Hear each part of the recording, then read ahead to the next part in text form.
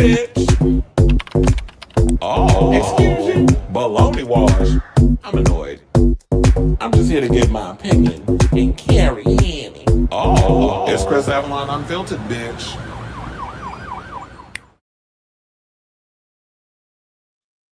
Hey y'all, welcome to Happy Thursday. It's your boy Chris Avalon, and welcome to a brand new episode of Chris Avalon Unfiltered, a show we basically talk about all things going on in celebrity news and hot topics. So if that's a show for you, definitely stick around because we have a lot of tea to spill today. So, excuse me, before we get to said topics, if you could please do me a solid, hit that like button and that subscribe button, and also be sure to smash the notification bell so that way you know when we go live with a brand new episode of Chris Avalon Unfiltered. And so, yeah, we got to talk about another death in Hollywood. Gene Hackman and his wife and the dog were found dead in the house. Child, this story is getting weirder and weirder by the hour. So we have to really go in and talk about that. Plus, we have more tea being spilled by Michelle Trachtenberg. Plus, Michelle Gellar put out a post on her Instagram. We'll talk about that as well. Matthew Perry says like a lot of deaths going on in Hollywood. There was a documentary that appeared on Peacock a couple of days ago, I think like 2 days ago, and they was spilling some tea about how many ketamine shots he was given before he was found dead. Liam Payne's alarming alcohol percentage at the time of death has been revealed in a new report. Diddy, another day, another Diddy story in regards he's being sued by a former charges have been filed against him from someone who was a sex worker who was saying that he was, violated in the back door area, and then Diddy threatened to Tupac him, which I guess if you believe that, that makes everybody, that gives sort of credence to people thinking like, child, he has something to do with Tupac death. And not only is Diddy in trouble with the law, apparently Diddy's mother is being sued by a former Bad Boy executive. So we're going to get into that. Plus Drake's concert that he just recently canceled overseas. Well, somebody apparently, allegedly, that was working the venue is spilling some tea about what really happened during his final show in Brisbane. Plus, we got to talk about this. There's a lot of grifting going on today. One, we got with Timothy Champagne. We're going to get into her. And then now we got LaTocha Scott out here trying to grift, saying that her marriage is over. She want to repair her relationship with her sister. Is it sincere? Or is she pulling a Joanne to scam because she missing that good old Xscape coin that she's no longer part of. So we're going to talk about that. Plus, Sabrina Carpenter is heading out on tour for Short and Sweet. She's added additional dates. Speaking of which, like I was saying about Timothy Champagne, he was out here. Somebody actually put me on to this story a couple of days ago. They were like, he dropped a new video because y'all know I've been doing a couple of Timothy Champagne videos. So someone messaged me and was like, he did another video. So I looked over there. I saw the videos. I brought it over here and we're going to read her down to the floor. So we got to talk about that. Plus, there's an update on the Austin Wolf trial. I looked up that story earlier and they put the tea out. We're going to talk. And then on top of that, Hunter Schafer, the story, there's been rumors about her playing Mystique in the upcoming X-Men reboot. She has responded. We have her response. We'll get to that and a whole lot more. So as I asked before, can you please, because this is not a sponsored show, it literally goes by your, the fact that you like and subscribe and stuff that helps with the algorithm. Also, your donations, that also helps with me getting a little coin tot in my pocket. I do get paid by YouTube monthly. But for the most part, if you like and subscribe and all other stuff, it definitely helps with the algorithm. It helps push the show out, and it also helps get more eyes on the show and the numbers, and my coin tot is be increasing and stuff. So please and thank you. Let me have a banner. Magical Mermaids in the building. How you doing? Rest in peace. Yeah. Yes. Definitely Matthew Perry. That was like gagging over that. But anyway, let's get right into the show. And let's talk about this Gene Hackman story. Now, I was shocked at it. I was like, first of all, no shade, but I actually thought Gene Hackman died a while ago. And then I was reading it this morning. I'm like, no, that can't be true. And then I started seeing further stories and all this other stuff. And then the stories just started getting weirder and weirder by the second. Because when they said, he was found unalive along with his wife and the dog. And so when I was thinking I'm like, could this possibly be like a carbon monoxide leak or something or another that was going on in the house? Well, according to Daily Mail, it gets weirder by the second. So let's get into this story. So apparently they said Gene and his wife, Betsy Arakawa, were found partially mummified at the couple's $3.3 million mansion with pills strewn in the bathroom. An arrest warrant obtained by DailyMail.com revealed Arakawa, who's 64, was found decomposed with bloating on her face and mummification in her hands and feet. Sheriff said Hackman was found to have the same signs of decomposition as his wife. Now, mummification occurs when a person's skin and tissues are preserved after their death. While most associated with ancient Egyptians wrapping the corpses of pharaohs in bandages, it could also be achieved if a body is left in a place with cold, dry air where bacteria struggles to grow. Santa Fe is known to enjoy such a climate during winter. Yeah, because it's like pretty cold if you go into New Mexico and stuff like that, it gets pretty cold up there, especially when you're like around all those rocks and stuff. So now Begay and Kessler told investigators. Wait, I was like, did I miss something? Because I was like, who are these people? Oh, so it said two maintenance workers called Roland Lowe Begay and Jesse Kessler discovered the bodies of Arakawa and her retired Hollywood star husband at their luxurious Million Santa Fe mansion Wednesday at 1:46 p.m. Mountain Time. Now, the identities of Hackman and Arakawa were not released for nearly 12 hours, with details of how the couple were found now offering a possible explanation for the delay. Now, Begay and Kessler told investigators that they hadn't seen them for 2 weeks. Both appeared to have been dead for some time. So within that 2-week period, they probably were dead, and then you just discovered them, because there's no way in hell you get mummified in like 24 or 48 hours. That has to be, you said you wasn't there over 2 weeks. Now, a detective noted that in the search warrant, that the death of the two deceased individuals to be suspicious enough in nature to require a thorough search and investigation. Arakawa was discovered lying on the bathroom floor of the couple's home on her right side with an open prescription bottle of pills scattered across a nearby countertop.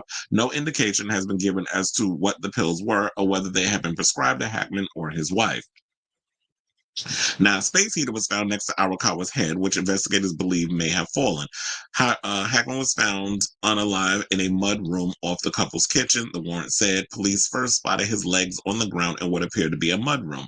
The Oscar-winning Superman star was fully clothed in a gray sweatpants, a blue-in-color long-sleeve t-shirt, and brown slippers. His sunglasses and walking cane were found next to his body, suggesting he may have died of a sudden fall. Arakawa was wearing dark gray sweatpants and a light-colored sweatshirt.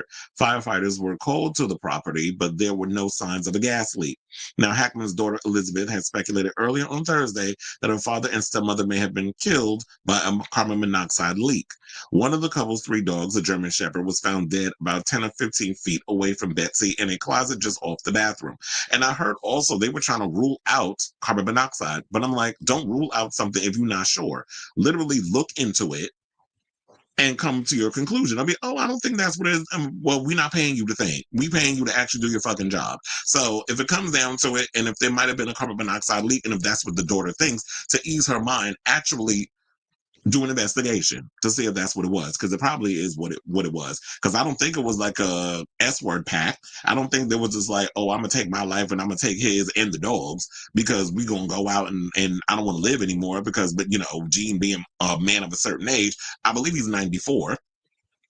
That is like, we want to actually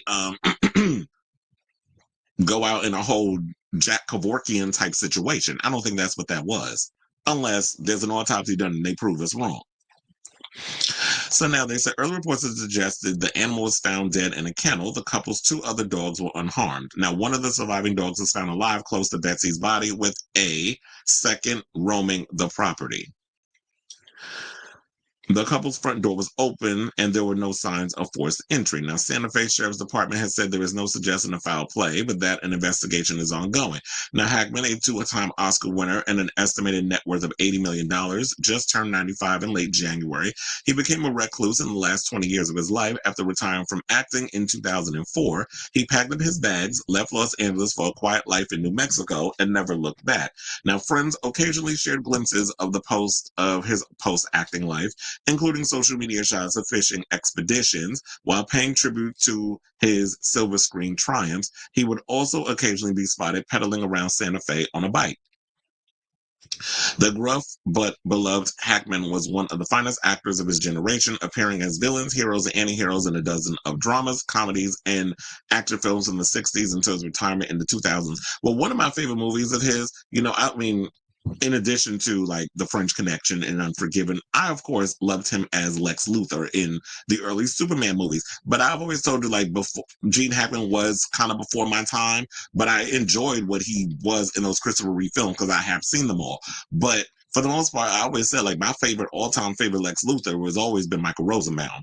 But I definitely enjoyed Gene Hackman as a character too. But I also enjoyed him when he played Popeye Doyle in a couple of other movies that he did, like in The French Connection and that sort of thing. And Unforgiven is like one of my all-time favorite westerns. Now I do love western movies, but Unforgiven is like a classic. So they said that he met his wife, a classically trained pianist who grew up in Hawaii, when she was working part-time at a California gym in the mid-'80s. The New York Times reported in 1989. They soon moved in together, and by the end of the decade, had decamped to Santa Fe. And it was like, yeah, at a certain point, he was like, you know what, I'm done with Hollywood. I've done all I need to do. I can retire now, and I'm going to go and live a quiet life. And kudos to him for doing that. But this is a whole sad situation. That's like, what a way to go. It's like two people and a dog dead in the house. Nobody knows what happened. I'm glad an investigation is ongoing, and I'm sure in a matter of weeks we will find out. But yeah, so far, like the more stories and stuff that's been coming out regarding this, it's been quite bizarre. And I don't even know what to think at this point, except let's just honor the man for his contributions to Hollywood and the many amazing films that he has contributed to from the 80s, 90s, and somewhere in the 2000s. So I say all this to say, what do you guys think of this story about Gene Hackman and the latest news on him? Whatever your thoughts are, let me know in the comments down below.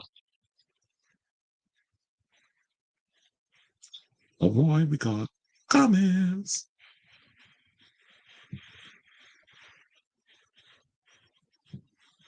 So what's up? Roro's in the building. You said they should have had live-in help at his age. Yeah, because it's like I understand, like you live in a recluse life out in Santa Fe, but what about? I mean, I don't know if his wife was still working. I mean, she was well enough to be still out doing things. Like I think, believe what was she in her 60s?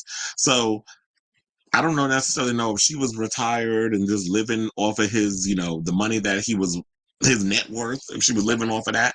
But if you're at that age, it's like, yeah, you definitely need help. But I understand what that's like because when you got stubborn ass elders of a certain age, like my grandfather, the family got to step up to help him out. And he's like in his 90s and relies on a wheelchair. Same thing with my grandmother. Like she's not in a wheelchair, but she relies on family to be running back and forth taking care of them. But they don't want to deal with, home health aides and all that other stuff, or being put in a home and stuff like that. So I get that. And I would never want to put my parents in that situation. But also I do think like, yeah, there should have been some living help. And then you as a sibling, you as a child, you check in and make sure things is being done. I's dotted and T's crossed. Because if I see one bruise on my parents' body, I'm whooping somebody behind, and I'm going to jail. That was too strange. It almost sounded.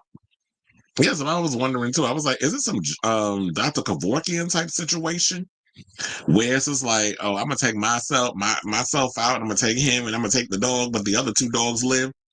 So it kind of makes you wonder. It was like, well, damn, what was going on with this too? Perhaps they were victims of food poison. Perhaps their dog died of lack of able care. Pups need a panic button. Yeah, there's that too. Warren Beatty's still around, right? We haven't heard from him in a month of Sundays too. I've heard from Annette Bening, but I ain't been seeing Warren Beatty out here in these streets. I liked him in Heartbreakers. I don't think I saw that movie. He used to have a lovely home out here in the Seattle area. Oh, Seattle's a cute place to be living. It's a crazy story. Not sure why they're referring to him as a recluse when he simply retired. Yeah, it's not a recluse. They made it seem like, well, fuck Hollywood. I'm gonna just stay cooped up in the house, and I don't want to go outside like I'm a hermit. I was like, yeah, he's not a recluse. It was just like at a certain point he retired. Kind of like I was like, what's that damn actor's name? Jack Nicholson. Like Jack Nicholson, he ain't acting like his son is, because I noticed like his son is now trying to be an actor. His son had like a little role in Smile 2. And there's another movie that I heard that he's about to star, and I can't remember the name of it, but yeah, now his son's trying to, this is the era of the Nepo baby, because we got Arnold Schwarzenegger's son's an actor, everybody's damn child's an actor all of a sudden. It's going to go down to the autopsy. Yep, it is. And that's what we're just going to have to wait on. He was in Young Frankenstein, Mississippi. Oh, yeah, I remember Mississippi Burning. Crimson Tide was another favorite. Young Frankenstein with another Gene, as in Gene Wilder. Or you said Heartbreaker was with Sigourney Weaver and Jennifer. Well, no, there's only one Jennifer. But it's like Jennifer Love Hewitt. And I don't think I saw that one. Live action enemy. Oh my god, I love Enemy of the State with Will Smith. I remember I went to the movies to see that, and I love The Firm. I love well, first of all, I'm a huge John Grisham fan, so I love The Firm. And I'm trying to remember. No, that wasn't him. I was like, wasn't he in A Few Good Men? I was like, no, that was Jack Nicholson. You can't handle the truth. But I was like, yeah, I love Enemy of the State. That was a good one. And I kind of wish that Will Smith was doing more movies like that. And The Chamber with I remember there was a kid when I was in high school was obsessed with John Grisham. Like that's all the type of books that he would read, which got me interested in it too. So and then The Chamber was with Matt Damon. So yeah, that was a good one.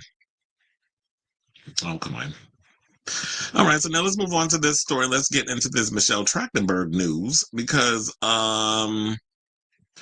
we were sitting there saying that because we were talking about autopsies with Gene Hackman, but it looks like we're never going to get an autopsy about this story because Michelle Trachtenberg's family is not interested in getting an autopsy. And I think what it is because I think they know what she passed away from.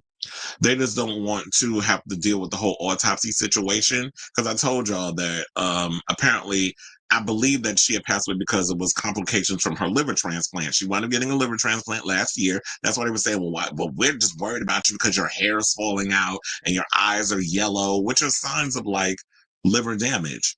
And when you see that sort of thing, when you see people that are frail or the situation, like leave your comments to yourself because it's like I alluded to yesterday.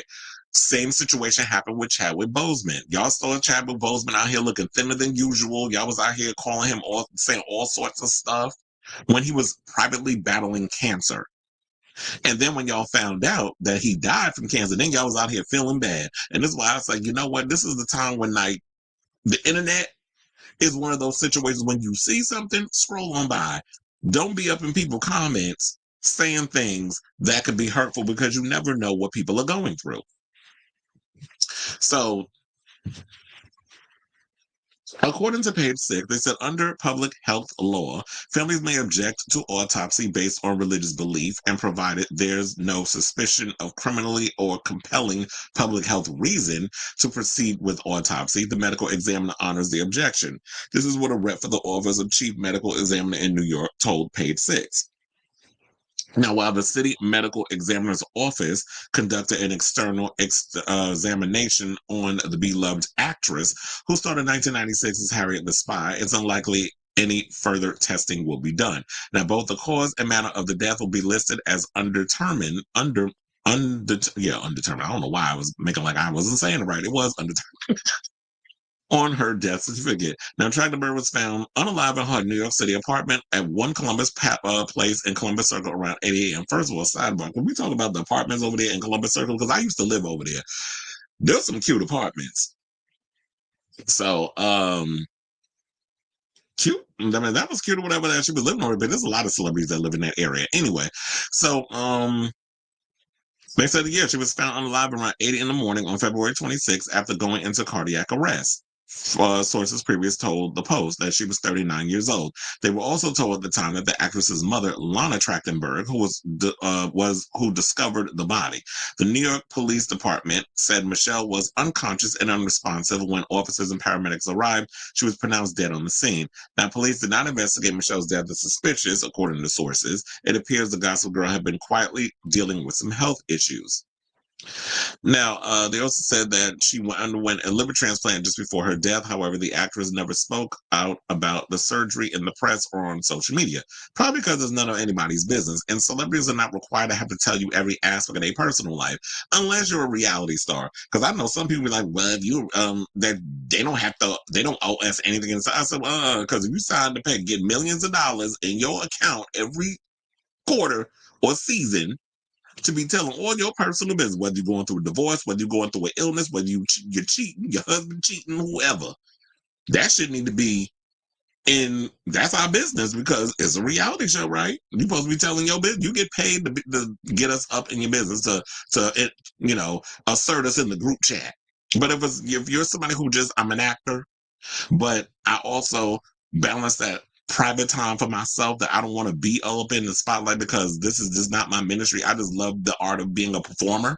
Then they should be granted that grace. So it's none of our concern that we had to know that she was battling an illness. So now the Buffy the Vampire Slayer alum actually clapped back at those who speculated about her well-being online. Now, she first sparked concern in January 2024, where she posted a series of selfies that showcased a much different appearance than the one fans had grown familiar with while watching her various TV and film projects. And she said, "Explain to me how I look sick." This is what the Eurotrip star said in defense of her looks at the time. "Did you lose a calendar and not realize I'm not 14? I'm 38. How sad for you to leave such a comment." So now, when people tried to explain to Michelle that they were just worried because her hair was thin or her eyes had a yellowish tint, she dismissed them as haters, saying, "I received several comments recently about my appearance. I never had any plastic surgery. I'm happy and healthy. Check yourself, haters," the Ice Princess Star wrote on Instagram. She also added a separate post saying, "Fun fact, this is my face, not malnutrition, no problems. Why do you have, why do you have, well, I think they meant, why do you have to hate? Because they said, why do you have you hate? Get a calendar." Now, leading up to her death, Michelle posted mostly throwback photos of herself, reminiscing on most past red carpet looks. However, a week before she passed, she posted a more current selfie. They also said a couple of weeks ago that she was spotted at there was like she was at a New York City restaurant, and people were saying that she was looking unhealthy. She didn't look well. She was struggling to go up and down the flight of steps, so she was pretty fragile. And I was sitting there like, well, why would she even subject herself to any kind of scrutiny and being out in public? Because now people are going to be talking about you. But it could have been that, you know what, sometimes when you're sick and you've been battling certain things for a long period of time, sometimes you just feel like you need to get out of the house. Like, I don't want to be cooped up in the house. I need to get out with some air. I want to go and be surrounded by, friends and go out to eat or whatever the case is. And I heard of the owner of the restaurant. I can't remember off the top of my head all the information. It was just, I was reading another article about this. And she said, and he basically paid tribute to her. So shout out to Michelle. And like I said before, sometimes you never know what someone's going through. So just try to be mindful when y'all, demure and mindful when y'all say certain things. Now, in other news regarding Miss Mamas, Sarah Michelle Gellar took to Instagram, because we was talking about it yesterday, that we played a couple of celebrities from David Boreanaz, James Marsders, who played Spike. We had Kim Cattrall, so many others who had came in and sent their condolences.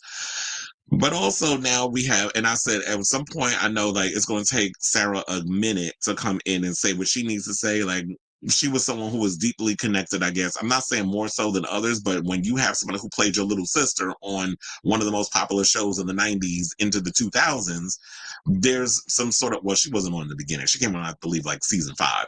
But you know what I'm saying. But the whole matter is like, yeah, when you're the most connected with this actor and you're an older person, but you're looking after this young lady that's on the show and she's playing your annoying little sister and all that other stuff, and it's like y'all have that rapport with each other and that connection. So if somebody's like I'm close with, especially in the time that we were in, cool, it's going to take me time to find the words to want to say what I need to say about you and pay tribute to you on social media. And so, yeah, so this today, a couple of hours ago, she went over on her Instagram and posted the following: to the music of Sarah McLachlan, that's what I be calling her. You know that I will remember you. You know that song was playing, which I remember. Didn't they play that? No, that wasn't. That wasn't. They played another. Because I was trying to remember. Wasn't it the same song they played in Buffy the Vampire Slayer? But it wasn't. It was a different song. Remember when Buffy got kicked out of the house because she went and saved the world? And she went and moved to another city, and she became, she went by her middle name Anne, where she was the waitress. That was the next season. And then when they played that other Sarah McLachlan song, so that's why I was getting it confused. Because after a while, I love you, Sarah McLachlan, but a lot of your music was sounding a little similar. But anyway, so she said, Michelle, listen to me, listen. Why do I feel like it was like, listen, Linda, listen. I love you. I will always love you. The hardest thing in this world is to live in it. I will be brave. I will live for you. So that's what she basically said. And, a lot of people was commenting all of that. But I believe that was a line. I feel like, why do I feel like that was a line on an episode of Buffy the Vampire Slayer? So, and then you see, like, you had the MOVC podcast, they're like huge Madonna fans over there. Hey, Stefan. So he went and posted a comment, a heartbroken thing. Kristen Siriano was in the comments. So a lot of people was out here sending their love and everything to Michelle. And I believe also there was like they actually did a carousel because I saw they had one with Seth Green was up in it. So they had this picture, which of course is like from the show Buffy the Vampire Slayer. Then there's another picture of them again. Then they're taking a picture with Seth Green. Whatever happened to Seth Green? Seth, where you been? Because I loved him when he was Oz the werewolf on Buffy, but I've always loved me some Seth Green. I have a weakness for gingers. But anyway, then there was this picture. And I'm like, who baby is that? Is that one of Sarah's kids? And there's another picture of them with Seth Green. And then this was like the one that really hit me. So it was like you see Michelle, then you see Sarah in the middle, and then you see the dearly departed Shannon Doherty, who we lost to cancer a couple of months ago. So I know that's really gotta hurt, especially for Sarah Michelle Gellar, because she lost two people that she was close with. Like she lost Shannon Doherty was one of her good friends. And now Michelle is gone at the sad, ripe old age of 39. So I say all this to say, what do you guys think of this story in regards of like the family doesn't want an autopsy? Probably because it's like it was the liver failure, that sort of thing. Maybe the liver that she got from the transplant rejected her body. And that happens, unfortunately. So they're just like, you know what? We're not interested in doing an autopsy because we understand. We knew what it was and we're good with it. We just want to bury her and we don't want to cause any more damage to the body, whatever the case is. So whatever your thoughts are on this whole situation, let me know in the comments down below.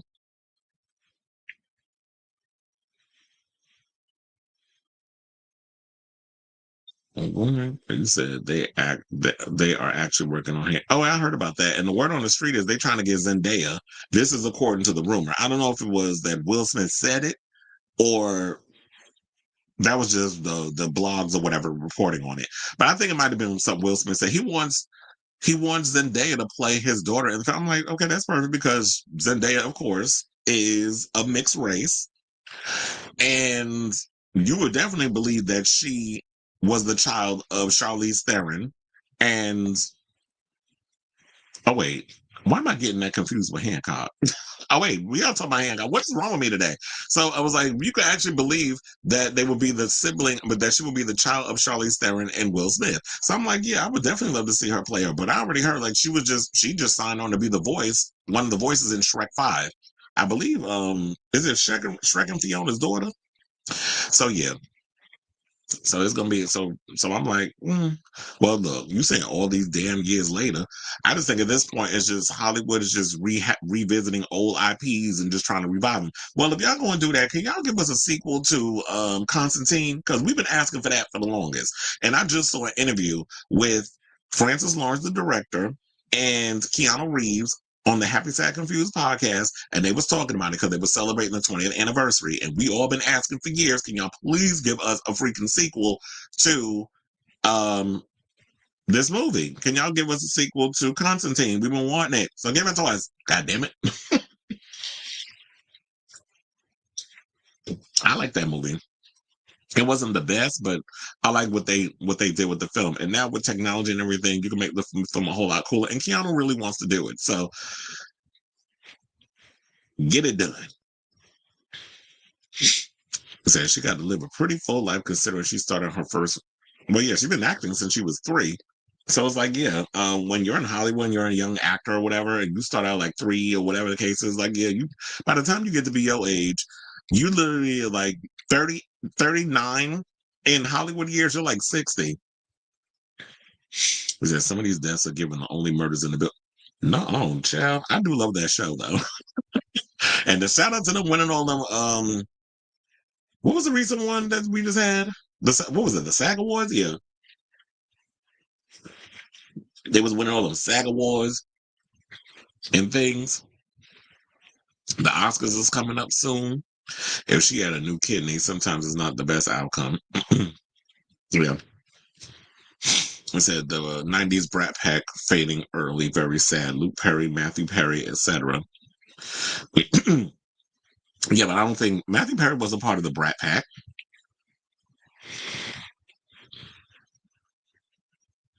That could be. That's what I was thinking too. I didn't want to go out there and say that because yeah, her last name is Trachtenberg. So I was like, it could be maybe because she's Jewish that, based on her Jewish background, that probably is that they didn't want to have the body sitting in some on some slab for like how long they were planning on doing his autopsy, and is doing the results. It's like, okay, let's just bury her.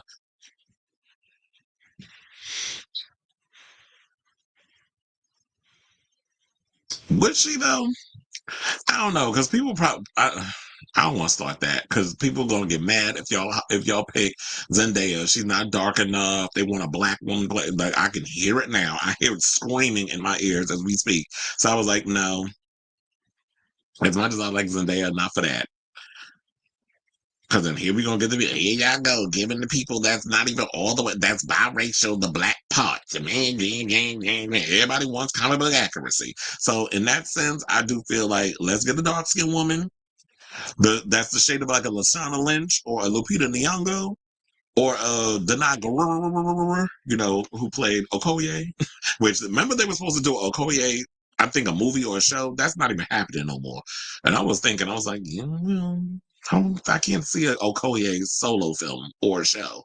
That didn't make sense to me. Now, if y'all want to do a series on the Dora Milaje as like, and y'all could do a series in regards of that, where like they're sort of like solving mysteries and crimes and fighting crime and stuff all around Wakanda. Like, I think that would be a good show. I like watching women beat people up. I do. Damn, why can I talk today? I would like a sequel to Blackula. That would actually be good. In this modern day, I want more Blackula and less vampire in Brooklyn. That's what I want. And you say, yeah, sometimes you just got to let the departed rest. If something is what it appears to be, then why dig into it anymore and make things more? Yeah, exactly. And like if the parents don't want it, then if you wear the same color every day, it helps the. Does it? So should I just start wearing black every day? Because I don't. I like to keep it. I always change my clothes up. I don't always want to wear the same color. But I was like, oh, if that's true, then maybe it would. He said, my mom who voted for your mother voted for Trump. He said it's pissed that the Tate brothers are coming here. I can tell oddly it's a universal. I'm not surprised by anything that is going on with this. Oh, this is Chris Richardson, not Chris Gaines, by the way. My boyfriend doesn't kick in the news like me.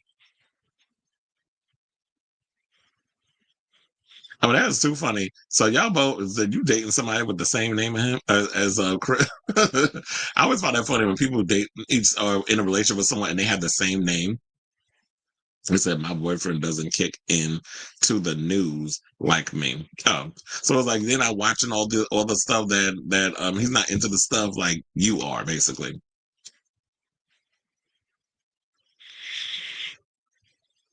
So yeah, they would have to revamp it for a 2025, 2026 audience. But you can kind of have that black exploitation kind of edge to it, though. Gray is popular to stick with one color. Pick a new one if you want, but stick with it. So I guess I would just be wearing black from now on, like I'm going to the fume. I want to help with these algorithms. All right. So where we go? Okay. More bearer of bad news. I said, let's get all this out the way before we get to the well. I think this whole show today gonna be messy because we're just gonna be talking about a lot of stuff. So apparently, yeah, there is a documentary called Matthew Perry: A Hollywood Tragedy that is currently airing on Peacock. That is actually revealing some inside tea about, his death. Now, I haven't watched the documentary yet. I've been meaning to get around to it. I think it's like an hour or something or another. So I'm definitely going to get around to it. But it came out this Tuesday, and it's on Peacock, as I said before, and it said it looks at the friend star's final months before his tragic death at the age of 54 from a fatal ketamine overdose in October of 2023. Oh, so he using Elon Musk's favorite drug of choice. I would say alleged, but you can definitely see them ketamine crash outs in real time. Now, in the documentary, Estrada, who oversaw the case before stepping down in January, says that Perry had been administered 27 doses of ketamine outside of his prescribed ketamine therapy for anxiety and depression by people who should have known much better. Now, 5 people have since been charged in connection to his death, including 2 doctors, his living personal assistant, and an alleged drug dealer known as the Ketamine Queen.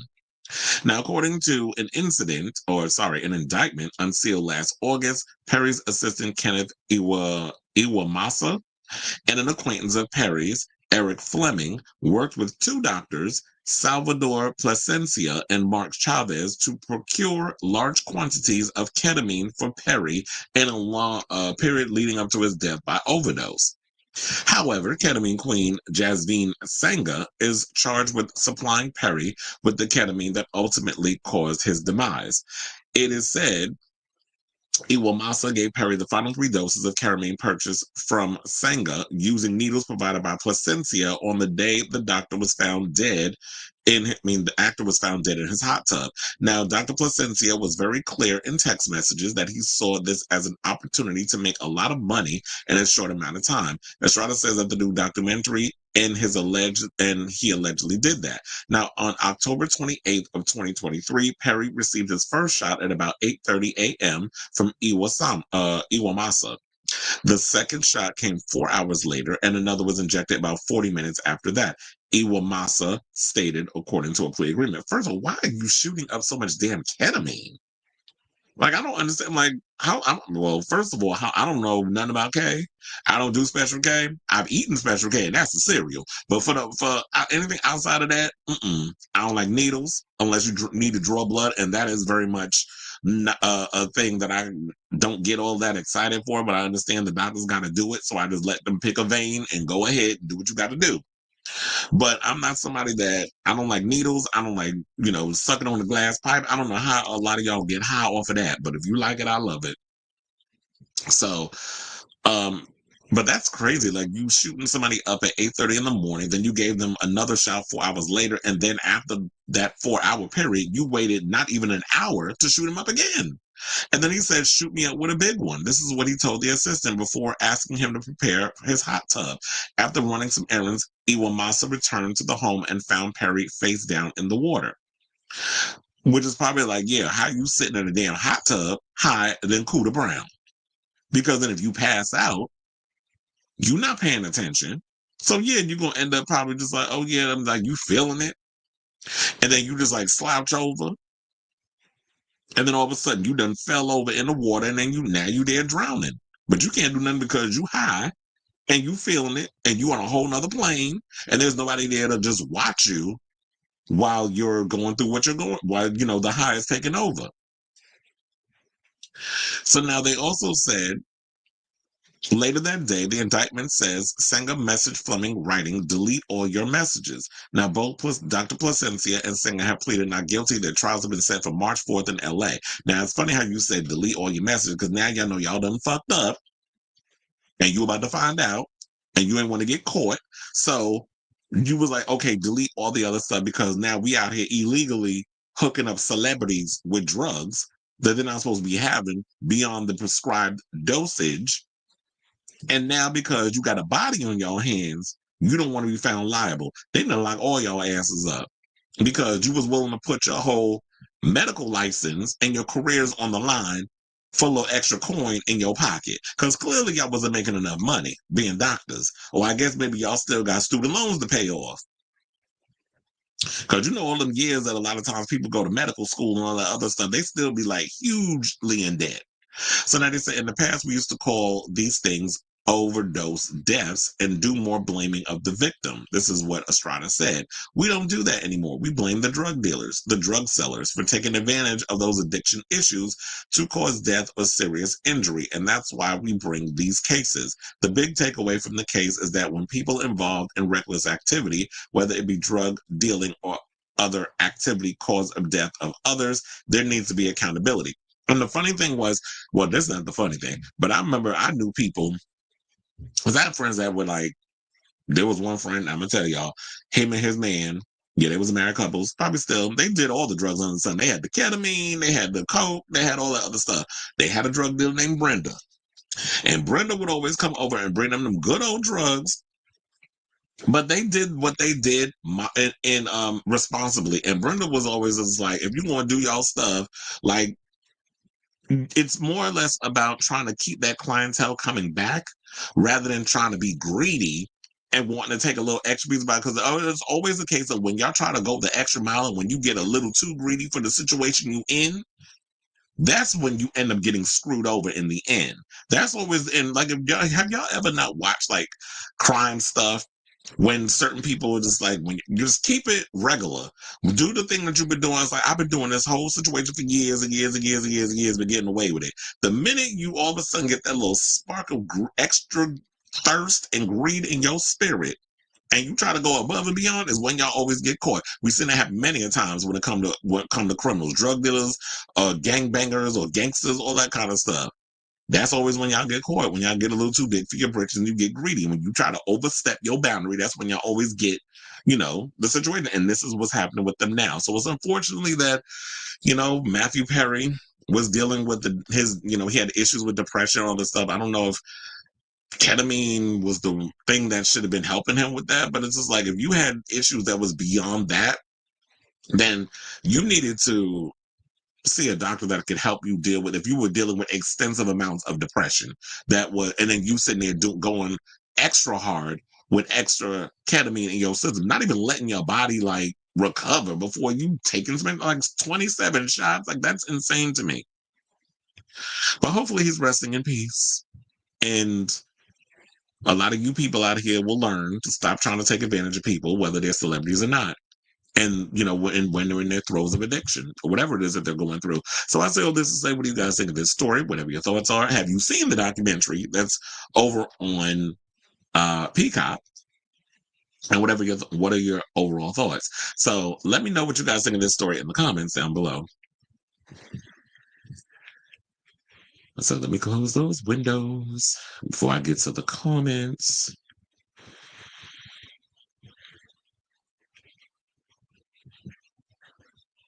Yeah, Matthew Perry been around for a long time. There was a recent, like, there's a lot of people, like, a lot of people, y'all don't realize that, yeah, they've been acting since they were like little kids. Ben Affleck was acting since he was a kid. Ryan Reynolds been acting since he was a kid. That's why I found it funny. Like, recently, there was a video that another Matthew Lawrence went and put out on his podcast, but he was spilling tea about working with Ryan Reynolds on a movie. Matthew Lawrence been spilling a lot of tea lately. Recently, he was spilling tea about another celebrity, Gabrielle Union, where he snitched on her, and then he was like saying something about Ryan Reynolds, that it was like Ryan Reynolds was giving the producers and everybody behind the scenes hell because he wasn't being himself. Because Matthew was like, I've been acting since I was a little kid, so by the time I was like on set and everything, I pretty much knew my way around the set.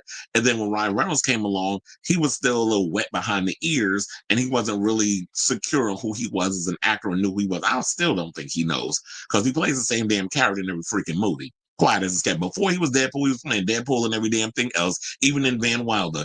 And so now he came and he was in this movie, and they was like, we didn't hire you to be doing Jim Carrey impressions, which I had to laugh at for that.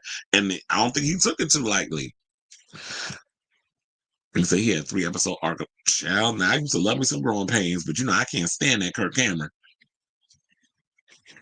Before I found out, we found out how big of an asshole he was, or is. It was like we liked ourselves some Mike Seaver, but not no more. But and remember when Leonardo DiCaprio was on Growing Pains, but he came on during the later years. Yes, they did, and now they're gonna pay the price. Don't even remind me. I used to love me some Charles in Charge. Charles in charge of my days and my life. And I'll sing, I want Charles in charge of me. I used to love that damn show. I remember one time, it was like I went and I had to get a little operation on my leg or something or another. And I remember I came home and Charles in Charge was on. Silver Spoons was another one. Oh my God, you take me back with these shows. But I used to watch all of that stuff in syndication. That's what it mostly was. And Silver Spoons with Alfonso Ribeiro and Ricky Schroeder, who I think is a nut too. I never got around to watching Beverly Hills 90210, but I did start watching 90210 on the CW version. But that wasn't as good as Beverly Hills. I have caught episodes of Beverly Hills 90210, but it was never like a show I was able to get around and watch. Because, that show used to come on around 8 o'clock at night. And that was around like, there was bedtime. You couldn't be up watching TV and stuff because we had to go to school and all that other stuff. So, yeah, I didn't really get to watch all of that. And Who's the Boss? That was my show, too. They don't make shows like those anymore, especially like when they used to have a theme song. Like they don't make shows like that no more. Like when you hear a song, it's like a good jingle. And then like Alan Thicke used to write a lot of jingles for shows, and his wife used to sing them shows too. I haven't seen the documentary, but he did, because I believe that Robin Thicke's mother sang the theme song of Facts of Life. And they say he did the drugs. Eventually, his ego grew and thought he could handle more. And, yeah, exactly. And I think a lot of times when you get in your ego bag, a lot of these celebrities think, "Oh yeah, I can handle it," or just people in general. I think I can handle it. It's like, clearly you can't, because your body gave out. Do not remind me of Alf. I used to love Alf. My younger brother used to have the Alf stuffed doll, like the Alf doll. So I used to love that show too. The little kid that was on Alf passed away recently too. I think like earlier this year or like late last year. Yeah, he played the original Deadpool in the Amityville Horror remake. Well, you talking about where basically he would just walk around in pajama bottoms and no shirt the whole majority of the movie. I am not sure how the documentary helps more. Yeah. I don't know either, because it's kind of said the same thing about when they did the Diddy documentary. I was like, I didn't feel like I learned much of anything watching that. I used to love Mama's Family. Shout out to Vicki Lawrence. And remember Eunice? And Bubba? Oh my God, I used to love that damn show. Vinton? Man, she was a crap man when she goes, "Oh, Vinton? Over here, Vinton?" Yeah, that was my show. You're taking me back with these. I watched Party of Five in Beverly Hills 90210. That was my Wednesday night. NBC on Thursday night, ABC on Friday night. Girl, that podcast with Maitland Ward and Danielle Fishel. I I mostly watched TGIF. I didn't really watch like Beverly Hills 90210. And I've seen episodes of Party of Five. And yeah, I used to love me some Scott Wolf because he looked like Tom Cruise. I used to think they was related because they kind of looked too similar. But that was the only reason why I liked the show. But other than that, I was just like, I really didn't get in the Party, and Nev Campbell, of course, was on it, but I never got into it like that, so I didn't really watch a lot of those shows. That was around the time they started whitewashing a lot of stuff on Fox. Because remember, y'all like to use black people to build that channel up, and then y'all went and started sliding all that out and moving all them other shows in. I know I never used to watch Dallas. Dallas was before my time. Party of Five was a big show for a while. Yeah, I remember it was a huge hit, but whose wasn't? First of all, who didn't like looking at Bailey fine self? That was he's a pretty man. And look, he went and married one of the girls from the Real World. I think it was which season was that? That was the one with the Mormon chick. And the one that was come on, be my baby tonight, the one that sang that stupid song, that was the season she was on. So they did a real world. Damn, what was it? New Orleans with Danny? I think was that the one that she was on? I think she's from that show. And then they had Danny, the homosexual that was dating the guy in the military, and they had to blur his face out. I miss those days. We had look, the real world was the shit back in the day, especially with a lot of the themes and the stories and stuff that they was talking about in that time. But anyway, let's move on with the show.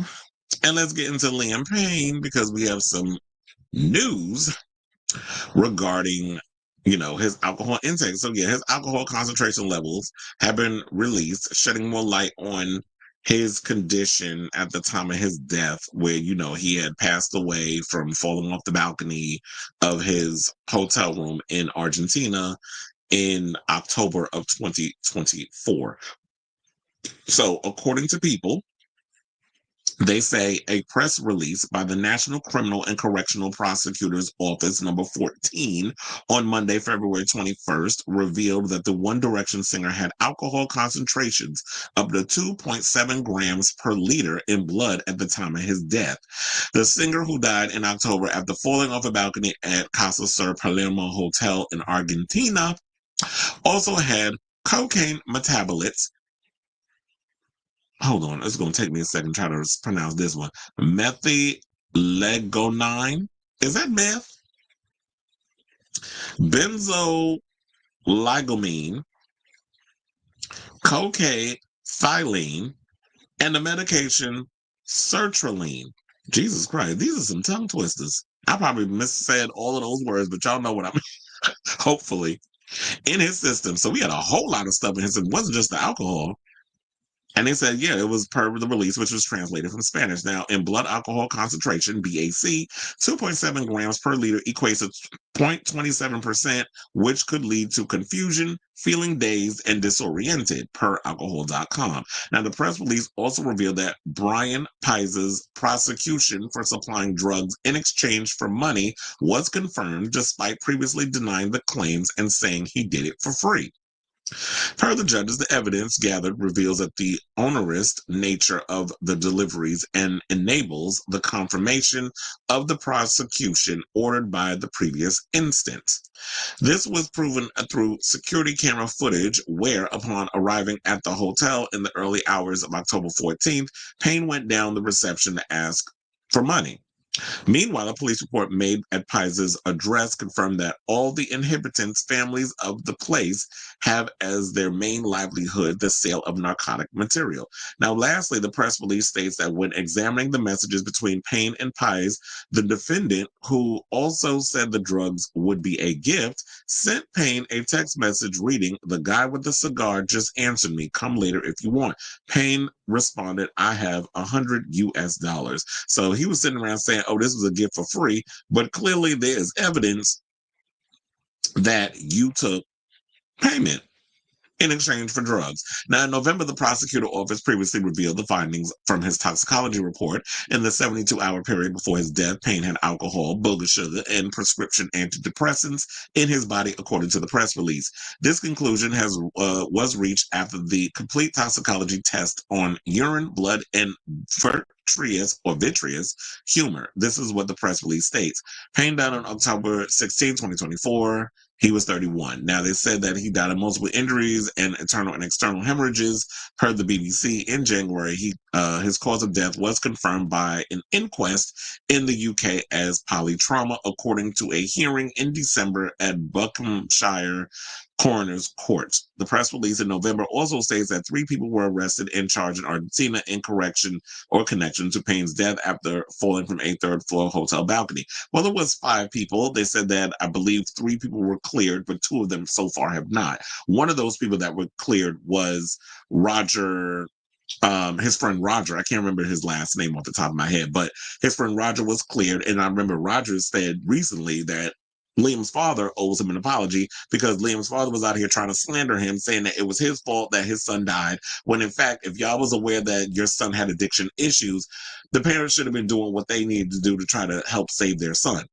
On the flip side, Liam is also a grown man and is going to do what he's going to do regardless. So you can lead a horse to water, but you can't force it to drink, as I always like to say, or as the old phrase goes.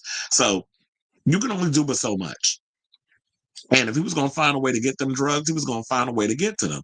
And so they said that, I think it even said in the article. Now, they said Ezekiel Pereira and Pies, who have been accused of selling Payne the drugs, will remain in prison as they await trial. If convicted, they could face up to 14 years in prison.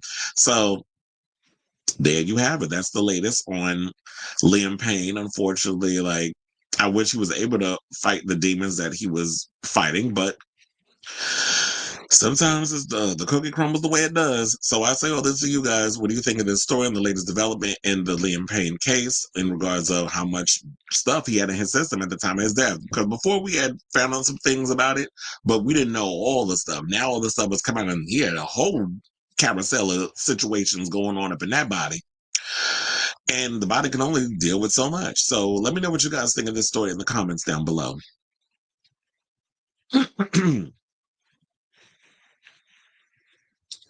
Javier, how you doing? I said, oh, you cute. Okay, let me stop. Anyway, let's move on. Where we go with the show? Oh, let's get into the Diddler story. Because, you know, as we always say on this show, another day, another Diddler story where apparently he's being sued yet again, this time by a sex worker who said that he done violated his poop shoot. And he also said that he was hired to engage in one of the freak-offs and with the disgraced mogul and a female companion. So now, according to reports, it said Diddy has been accused of S-ing, because, you know, we got to watch the words and stuff on here, algorithms and YouTube. He's been accused of S-ing an escort who he hired through a male companion service in Florida and threatening him to stay silent. Now, according to a lawsuit obtained by TMZ, the sex worker, identified as a John Doe, is claiming that the disgraced hip-hop mogul, who's 55, drugged him with a bottle of water and or baby oil rubbed on his body, causing him to lose control of himself. The accuser alleged that after agreeing to travel to New York to meet up with Diddy at the Intercontinental Hotel, that he was met by the star and Diddy's female companion. I hope it wasn't Cassie, because remember there were stories that he was actually putting her up to finding people for them to have their freak-offs with. Cassie is happy and pregnant with baby number 3. So let her, you know, deal with what she got to deal with. Because if she got to testify while, you know, pregnant, I know it's going to be a lot of stress. So hopefully they can find a way to work around that. But anyway, so they said John Doe said Diddy commanded him to give a bologna wash to the woman for hours while performing a bologna wash would be a man-on-man situation. Now, if it was him giving it to a female, which he did, he wanted her to eat. He basically asked, because, you know, I got to be creative with the wording. He commanded the man to eat her taco, to eat her box, basically, for hours. First of all, wouldn't your mouth be hurting if you over there trying to, you know, give the licky for hours to a woman, to her taco, burrito, while performing degrading sex acts on her. Now, afterwards, the escort recalled Diddy following him into the bathroom and basically sticking his meat popsicle in his peach. Now, following the alleged assault, John Doe claimed Diddy told him, if I can get Pac as a Tupac Shakur hit, what the fuck do you think can happen to you? So basically, he's saying that he's admitting that Diddy admitted to getting Tupac killed. This is what this man is claiming. Now, Diddy's legal team vehemently denies the allegations. Of course they do, because that's what you're paid to do. You're paid to vehemently deny allegations against your client. Saying, quote, no matter how many lawsuits are filed, especially by individuals who refuse to put their own names behind their claims, well, you want them to reveal their names because then you can intimidate them. We know what this game is. It won't change the fact that Mr. Combs has never SA'd or sex trafficked anyone, man or woman, adult or minor. Y'all say this in every damn report that comes out. This is always the same one. Y'all might as well just copy and paste it on every damn thing. To Tim, whenever y'all talk to TMZ. Now, last week, his lawyer, Anthony Rico, stepped down from his legal team with a very cryptic statement. In a motion for withdrawal of counsel filed in New York on Thursday, Rico said, under no circumstances can I continue to effectively serve as counsel for Sean Combs. Probably because you've seen something going on within that paperwork that you do. This is not a winnable case. Diddy did it, and he's going to spend the rest of his life in prison. I don't care what anybody say. But which is why they'll never put me on this damn case, because he gonna be guilty in my eyes and in my vote before y'all even put me on that damn, as juror number one. Because I've been juror number one before in a court case. I have, and I had to give the verdict. That was always the gag with me. I was like, well, Lord, now I got to give this verdict. Hopefully, I get to live to see another day. Well, clearly, I'm here because it was a not guilty verdict. But for the most part, I was juror number one, so I know that pressure chair. Anyway. One time I had put guilty on all charges because I had to write it on the paper. They said, no, you can't write that. You can't say not guilty on all charges. You have to literally put like guilty or not guilty and that sort of thing. Because I was and that goes to show I watch way too much Law and Order. That I was coming from that whole concept of thinking, oh yeah, it's like how it is on TV. It's not. It's a little dramatic on TV though. Quiet as it's kept, there's some court cases that you see in real life that are just as dramatic as what you see on TV. But anyway, let's get back into this. So we said that in a motion for withdrawal of counsel filed in New York on Thursday, Rico said under no circumstances can I continue to effectively serve, blah, blah, blah. Rico also said he would be providing no details to support the application, adding that government prosecutors had been notified that and didn't take a stance. He said him standing down would not result in a delay to the current schedule, with Combs set to stand trial in May. Combs has the same lead counsel he has had since his homes in LA and Miami were raided last year. Agnafilo and Tenny Garagos, as well as 3 other lawyers on his team. So he's got like a team of 5 lawyers at this point. If one person steps down, that should be no delay. Everybody should be well aware and up to speed on whatever's going on with all these cases. I also heard that Diddy's trying to get a lot of those violations under Tony Busby thrown out, because I guess with this whole story going around that Tony can't serve as, he's pretty much not able to serve as an attorney in New York City, that I guess he's trying to say, well, we need to throw out all these cases and things of that nature, that he doesn't have the right to kind of go at me. And he's also trying to go in and say that his homes were raided under false pretenses and is trying to get that thrown out. So Diddy is pulling every stunt that he can to try to get away with this stuff. But he got to realize, sir, you're black. You're not orange. You're not going to be able to get away with the things that the orange idiot, the tangerine terror in the White House is going to get away with. So you going to jail, sir. Well, you're already in jail. You're going to stay in there along with Austin Wolf, who we're going to talk about later on in the show, because I got an update, as I teased y'all before, on his case. So now Combs remains locked up in Brooklyn's infamous Metropolitan Detention Center, blah, blah, blah, and so on and so forth. We don't need to go through the whole thing of what he's in jail for. We go through it every time we talk about this of Diddy on this show. So yeah, that's the latest. Like I said before, another day,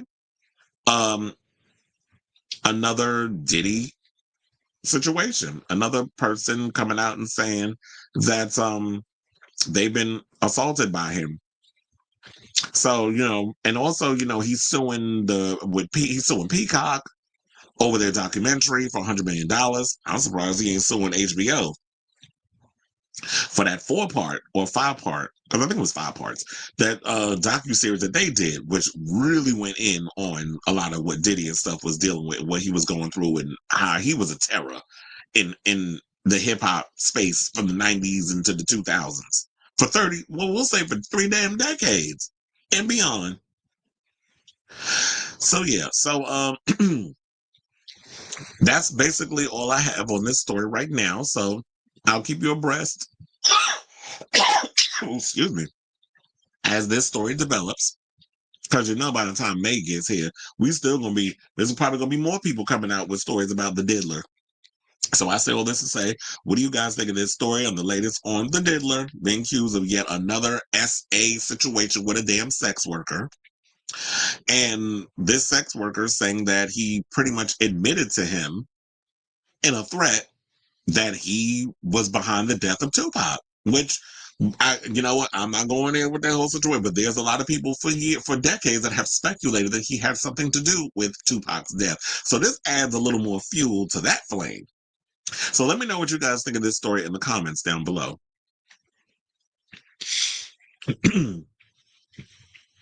Okay, so now we have comments.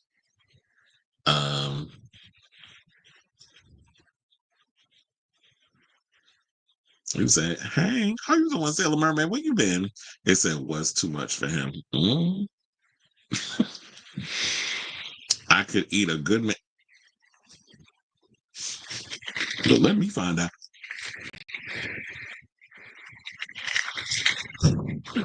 He said, "I could eat a good man's back to not back chalupas." Now that's funny. He said maybe Diddy and Austin would have the same lawyer because I mean those cases are slight. Yeah, but look, the difference between him and Austin, at least Diddy got a damn date when his trial's starting. No Way Out album says it all in song titles. He took B.I.G.'s life. It's well, look, there's a lot of people who believe that too, and that I will not sit up in here and lie and say that that hasn't crossed my mind. That I don't think like, yeah, I've thought that, you know what, I would not be surprised that he had something to do with Biggie's death too, especially when people were saying like, what, you know, him going out to LA for what was it, the Soul Train after party and the Soul Train Awards or other stuff. All of that could have been avoided, especially when it was really intense between the East Coast and the West Coast. And the fact that, like I've said before, I had no idea that Suge Knight was planning on trying to open up an East Coast equivalent to Death Row Records. That he was trying to do Death Row East or something or another. I didn't even know he was trying to do all that, which I guess in one way he was doing that to get up under Diddy's skin. Number two, Diddy is real fragile. He got a fragile ego. He's an egomaniac. He's a sociopath. He's, you know, he's got the same traits of like a Donald Trump, deeply insecure, which so they do all this other stuff because they need your applause, they need your accolade. It's kind of like when you look at Tinkerbell, you got to keep applauding for her. That's how she keeps lighting up. Otherwise, her light goes out. So it's kind of that whole situation with that. And so I would not be surprised. And to Diddy, it was all about the Benjamins and everybody else's Benjamins. It's a girl's a lot. Okay. So you've been going through it. So I sent you an article. It's from my state's paper. My state is dragging the Arizona Republic for saying Trump is the most unpopular president. First of all, he was unpopular when he was 45. Y'all thought he was going to change when he was 47? I just don't understand the mentality of people. But this is who y'all voted for. So we just got to go through this stress test for the next 4 years. Buckle up, Buttercup, because it's about to get worse. Just when you think that bottom ain't going to drop any further down, y'all ain't seen shit yet. Trust and believe. But anyway, so now that we on that Diddy train, let's get to his mama. Who should we call her Madam Combs? Because, you know, whenever I be looking at his mother Janice and them dry ass, you know, ET wigs that she be wearing, she definitely be giving me like, or Party City wigs, she definitely be giving me like, ma'am, you was a madam. And if you seen that documentary that Diddy's suing over, the one that's on Peacock, you know why I be calling her Madam Combs. So now Kirk Burroughs, who you know was the former Bad Boy exec, is suing Diddy's mother Janice. And here's the thing, there's a backstory to Kirk Burroughs. Now, Kirk Burroughs used to be, I believe, the co-founder of Bad Boy. And what happened was Gene Deal spilled some tea, and he's been spilling tea over the years. You know, Gene Deal was like Diddy's security. And Gene Deal used to crap me up because Janice, with her slick ass mouth, she would get mad that everybody would do stuff for her except Gina. Gina was like, I don't work for you. So you expect me to get bags and stuff to bring in the house or bring wherever you need me to bring. You ask as other people. I don't work for you, sis. I am your son's security. You ask somebody else. And that's not being disrespectful. It's like, but if you put money in my pocket, then I'll do what I got to do. It ain't got nothing to do with, oh, you my elder. So therefore, no, because a lot of you old people like to take advantage of that. And it's like, I'm not your employer. Or you don't, yeah, well, you do not employ me, is what I should say. But there was also something that Gene did, or they revealed, they said something other that Diddy, back in the day, actually took a baseball bat and threatened Kirk to sell him his shares of Bad Boy, and Diddy ended up with full ownership. And not only that, he got ownership and gave that piece that was supposed to be Kirk Burrows' piece and gave it to Janice. And if y'all ever notice when y'all read the liner notes, because back in the day I used to read liner notes of CDs and stuff, and yes, I used to buy a lot of Bad Boy stuff because yes, it was like New York. I was liking a lot of the music. If you ever read the liner notes, y'all ain't never heard Janice sing a lick of a note on anybody's songs. And Justin. Why the fuck were they names in the liner notes as well? They was getting credit of other people's songs. So you leaving, I could understand if you was thinking down the road, I'm gonna give residuals and stuff to my children based off of my shares. But why is Janice Combs' name in the liner notes? And why is Justin Combs' name in the liner notes? They not artists. So you giving all these artists that you had over there at Bad Boy, their pieces is going to your family. And we didn't realize the criminality of it all back in the day. Now when I look at it, I was like, this old scheming bastard. So anyway, he's filed a lawsuit, and it basically says that now the Bad Boy Entertainment co-founder, geez, I can't talk today apparently, and ex-president, claims that he was forced to give up 25% stake of the label to Diddy during a violent confrontation in 1996. The music mogul, who's 55, allegedly subsequently transferred the shares to his mother, Janice Smalls, 84, who had co-founded BBE with Burroughs 4 years earlier. In new legal filings obtained by DailyMail.com, the ousted music exec, who was also served as the company's chief operating officer and general manager, says he's homeless and had to endure prolonged periods of living in shelters across New York City due to the immense financial hardship as a result. Well, he ain't the only one, child, because it seemed like everybody who was up under the Diddy umbrella is kind of living in poverty. Because Diddy was out here taking everybody's damn money for himself. And shout out to Aubrey O'Day, who was just revealed as the aunt over there on The Masked Singer. I saw that yesterday.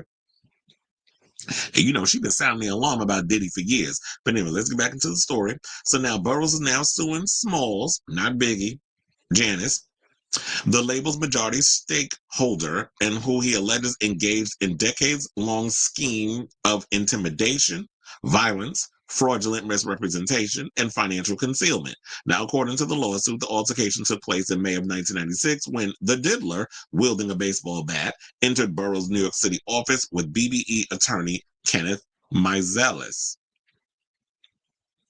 Now, they said by words and actions, Sean Combs and Kenneth Meiselas frightened and intimidated and assaulted plaintiff Burroughs and forced him to turn over his share certificate for 25 shares Bad Boy Entertainment to Sean Combs. The lawsuit filed in federal court in New York Wednesday states. Plaintiff, fearing for his life with tears streaming down his face, clearly unable to resist under the circumstances, involuntarily signed the documents. Smalls was not in the office the day of the alleged assault, which the filing notes was unusual. When Burroughs contacted Smalls after the incident seeking guidance, she pretended she was unaware of what Combs and Meiselas had allegedly done. Though Smalls wasn't physically present at the time of the altercation, Burroughs claims Diddy and Meiselas were acting under her direction to orchestrate the fraudulent involuntary transfer. The lawsuit goes on to claim that the defendants not only defrauded Burroughs of his rightful stake in BBE, but also systematically sabotaged his career. So there, let me show y'all the actual. There's the court document right there, where it basically points out that yes, it arrives, says elaborating and calculated scheme executed by defendant Janice Smalls in collusion with Sean Combs, Kenneth Mazelis, Esquire, and others to illegally seize plaintiff Kirk Burroughs' 25% ownership interest in Babel Entertainment Holdings, Inc., BBE, a New York corporation, and his 15% share of BEVE annual earnings, thereby depriving him to access of his equitable financial interests and benefits derived from both plaintiff and defendant's operation of BBE. Now, plaintiff and integral co-founder and executive BBE contributed significant financial investments, industry expertise, and leadership to BBE through his efforts. Plaintiff helped the company evolve from an amateur startup entity to a global music powerhouse. Rather than honoring their contractual obligations, defendants exploited plaintiff's trust by representing key business dealings, minimizing and erasing his pivotal role in BBE's global. So, yeah, it goes on and on and on with a lot of stuff that's going on here. I believe every damn word because, there was no low that this man would stoop in order to have money and power in the industry. They also said that they blocked him from the music industry, blocked business opportunities, and destroyed his professional reputation, ensuring he would remain financially destitute and unable to reclaim what was rightfully his. That's why I know. So if people are wondering why it's taken him so long to come out and say something, it's because of that. It's like Diddy being one of the most powerful people, like he was a millionaire by the time he was 25 years old. So when you have a lot of power and you have a lot of people in the industry, music, fashion, alcohol, all the things wanting to work with you, they're going to go where the money resides. So if I go around and I say, oh, this person is this, and this, don't work with them, you don't think these corporations are going to listen? You think they're going to listen to the person that has been blacklisted? They're going to listen to the one with all the money and the power. Obviously, you go where the money and the power goes. So they ruined this man's reputation, allegedly. And he's sitting right here scrounging. Now he's in a shelter trying to survive, being homeless, while Diddy out here not only eating off of this man's millions, but every other person that was under the Diddy umbrella. By the way, there's more, because I believe Mary J. Blige got caught up in some of this too. So, who, has been, word on the street is she's been horrible on this current tour, by the way. They say her and Mariah Carey need to retire. But that's a whole nother conversation for a whole nother day. So now they said Burroughs says he's owed millions in lost profits, claiming he invested $100K of his own money when Babel Entertainment first launched. He's seeking damages for financial losses, reinstatement of his 25% ownership stake, his 15% annual share, including interest, and a forensics audit of Babel Entertainment's earnings and profits from its inception to the present. The explosive lawsuit adds to the mounting legal woes Diddy faces as he awaits trial on charges of the racketeering and all that other stuff. So we have that, but as I said, there is more to the story. So Burroughs, they said, developed a close personal and business relationship with Combs' family after the two men met in the early 90s, according to the filing. So then it said by then Burroughs was known as a distinguished professional in the music and entertainment industry with decades of experience. Now, recognizing plaintiff's strategic mind and industry expertise, Sean Combs entrusted him with key operational and managerial responsibilities, leading plaintiff to co-found BBE and establish its foundational business framework. The suit also notes that Burroughs is the godfather of Diddy's first child, Justin Combs, now 31, and attended his christening at a church in Harlem, underscoring the deep bond and reliance between the families. In 1992, when Combs was fired by Uptown Records founder Andre Harrell, who I believe is dead, Burroughs claims to have helped him rise out of a deep depression during which he was allegedly plagued by unaliving thoughts. In an interview with Billboard in 1997, Diddy spoke of Burroughs' impactful role in the company, saying Kirk is the one responsible for Bad Boy's success and making it the professional, young, black-run company that it has become. Well, I would say use some of that against him in regards to in your case. That's what I would do. Now, they also said that Burroughs claims that he became a trusted advisor for Janice Smalls, managing her personal and professional affairs, and claims she confided in him about her son and sought out his protection when Combs allegedly abused her. And that was something else that Gene Deal alluded to in the documentary, where he was saying that Diddy was nasty to her. Like, he would cuss her out and all this other stuff. He had to step in and be like, why don't be talking to your mother like that? So if he was verbally abusive, you can only imagine he was putting paws on her. Because if you thinking that he was only putting paws on Cassie, then I don't know what to tell you. Because trustably, it don't just end with one woman. It had to be learned somewhere. But anyway, let's get back into the tea. So now, he says that he allegedly witnessed Combs's volatile and abusive behavior, including an incident where he physically assaulted his mother. He claims he observed Combs aggressively overpowering Smalls and calling her derogatory slurs. Now, Burroughs told DailyMail.com that following the alleged assault, she then, in my eyes, was a mother doing her best, and she wanted him to calm down. He added, I was caught off guard by the mother title and the sweet mother persona that she gave and the strength of her trying to help her son, who's in a very difficult situation.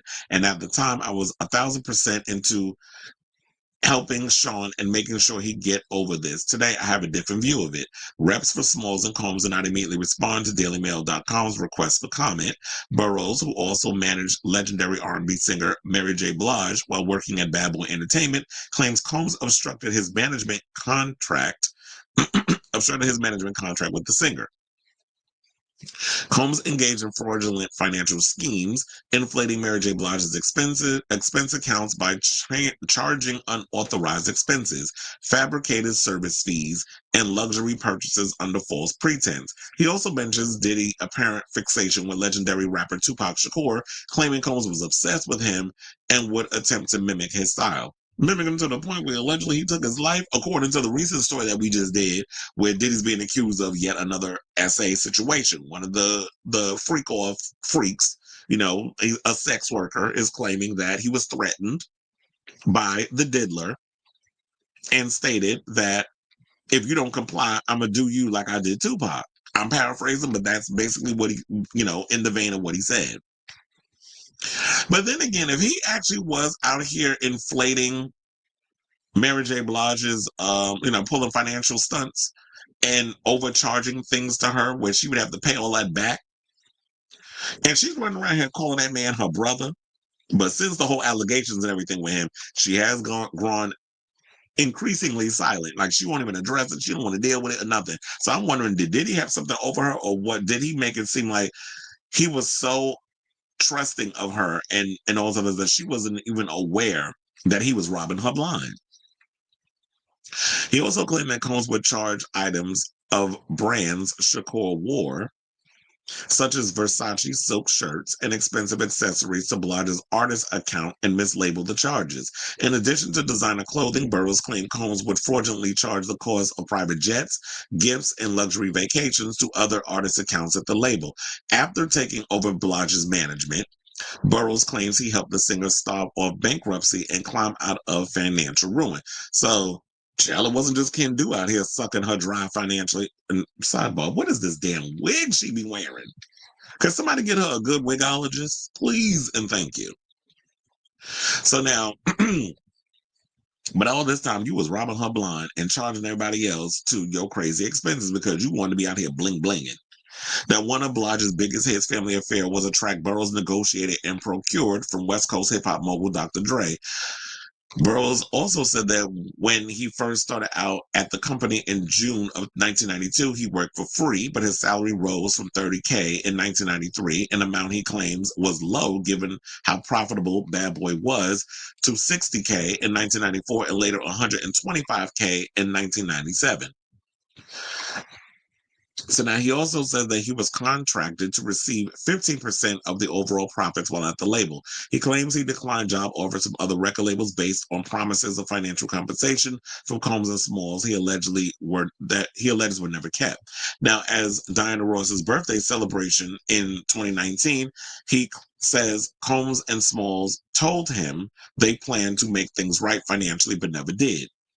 He also says in the suit that despite being a driving force behind Bad Boy Entertainment, he was frequently undermined and manipulated by the diddler and his mother, who continued to reap the financial benefits of plaintiff's hard-earned contributions while plaintiff languished in destitution. The former music executive says that he has proof of the allegations in the form of more than 1,000 pages of daily journals from his time working with Combs. He also says that Combs' mother has repeatedly denied having knowledge of his stolen shares and unpaid earnings, and even reached out to him in 2021, asked for his help for the documentary about the history of Bad Boy Entertainment. Probably all shrouded in lies, but it is what it is. He says he agreed to provide records, photos, and other materials in return to the suit alleges Janice agreed to reimburse him for the 25% ownership stake and 15% earnings, but she allegedly refused to pay him even after he provided materials for the documentary, leaving him feeling further exploited and betrayed. Now, Burrell's attorney, Tyrone Blackburn, told Daily Mail his client is not asking for anything more than what he was rightfully earned. You earn everything. Look at that. Another horrible wig on his damn mother. Whoever's her wig on just need to be smacked.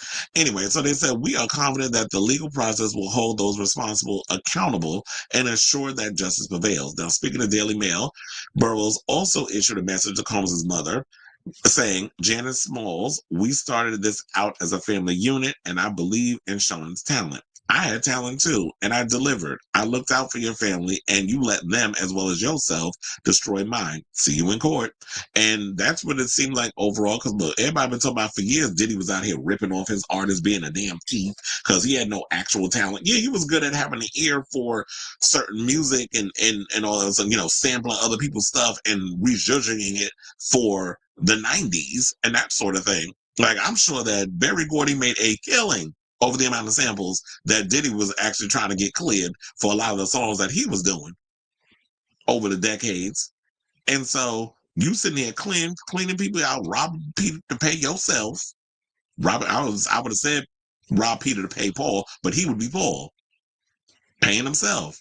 And that sort of thing. So Diddy out here pulling scams, being a stunt queen, stunts and shows, taking people's shares and giving it to his mother or threatening people like he Suge Knight, trying to hang somebody off a damn balcony to have them sign whatever they want to sign. But you wasn't big and bad like him. You had to use your money and a bat and all this other stuff to get what you needed. So hopefully Kurt gets what he needs to get, because that's been an ongoing story over the years about him with the bat and having him be forced to sell over his shares. Like, that's been an ongoing open secret in the industry. So hopefully he gets what's owed to him, and hopefully down the road everybody else gets what's owed to them. Because remember, if I believe it simply on the fact of when Diddy was out here pulling them stunts, somebody he was loved, and this is before they came after his ass with these allegations, because he thought it was too damn big for his britches, trying to go after them people with that tequila line. Remember that? Because he was trying to get them shares. Was trying to was tequila or vodka? No, it was vodka. Tequila is George Clooney. They run under the same people with that. So the same brand people are the ones that distribute and all the other stuff is what I'm getting at. But anyway, so in regards to this whole situation, when it was somebody that he was going to give people back their residuals and all that stuff so they could make money off of it, and then when they looked at it, there was like, there's like nothing here. Like, we could not make money off of the music that we were supposed to make money back in our prime. If we were to go and sign these papers and stuff, this ain't gonna be worth shit. And then on top of that, the deal was, oh, we sign it, we get these little crumbs, but we can't speak ill of Bad Boy. And Aubrey and a couple of them was like, you can take this and wipe your ass with it, because I don't even need it at this point. Like, you literally trying to scam out your people yet again. And Diddy ain't been nothing but, as much as his legacy is what it is, it just goes to show, that he ain't nothing but a damn stunt queen.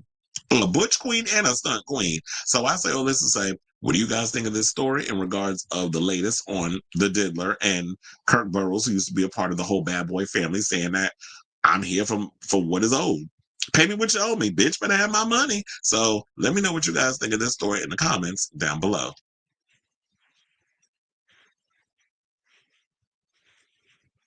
I mean, it says, but the orange one was on the same.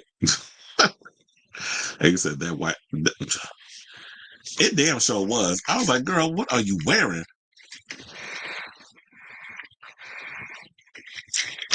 So, like, I'm like, are you doing this on purpose? Like, you literally out here just wearing these horrible synthetic Party City wigs, all that money that you done stole from all them people, allegedly, all that money your son got, he can't get you a good wig? Madonna did release a new promo video last night, and Lizzo released a song tonight. Oh, you talking about the one with the hearse and the smoking of the cigarette? Yeah, she's been teasing that, but yeah, I did see that she released it last night. I think she released it like around 9 o'clock or something or another. Yeah, she was. I mentioned that actually when I was talking about during the segment. I was like, Aubrey was the ant on the Masked Singer. I sought out anybody, everybody, even remotely to connect it. That's what I said. I never liked Diddy. That's why I said, even for years when everybody was up here blowing smoke up his ass, I would stay calling him the devil. But anyway, so now let's move on and let's talk about Drake, who, I'm sure y'all heard he canceled these, I think it was like 4 shows in Australia and New Zealand, the Anita Max Win Tour. So, which I don't know where he got that name from. I don't know if he was trying to do Anna Wintour or something or another. It's like, first of all, sir, you are not Azealia Banks. So I don't know why, because Azealia Banks got a song called Anna Wintour. That's what I'm saying. I'm like, you are not Azealia Banks. I'm trying to, unless you want to come out as a butch queen, like if that's what you're trying to tell us, niece, like let us know, sis. I seen that Payne.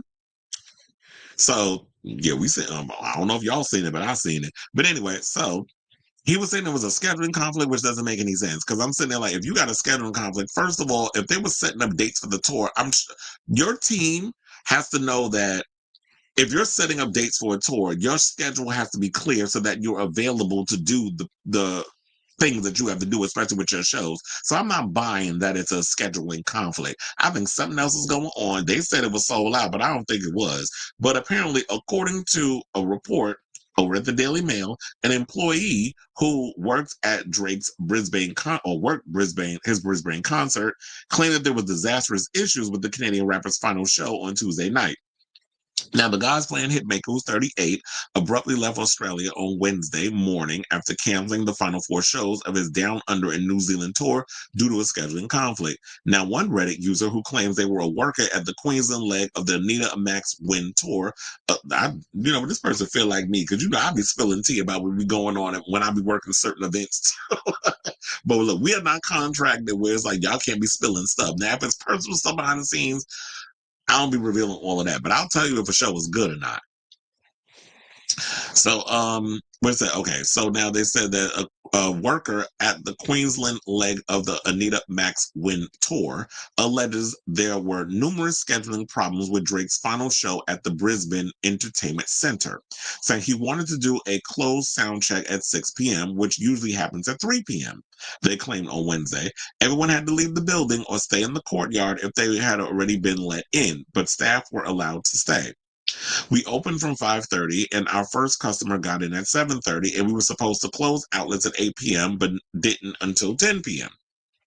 And that's another thing people need to know too. Like a lot of times, especially when we have certain events, like if it's an artist, there's certain, if they request close arena, like nobody is in there while they're doing their sound check, then we leave. But I could hear it though. So I be hearing what's going on. But a lot of times they don't want people in there because it's like they're doing their sound checks and stuff.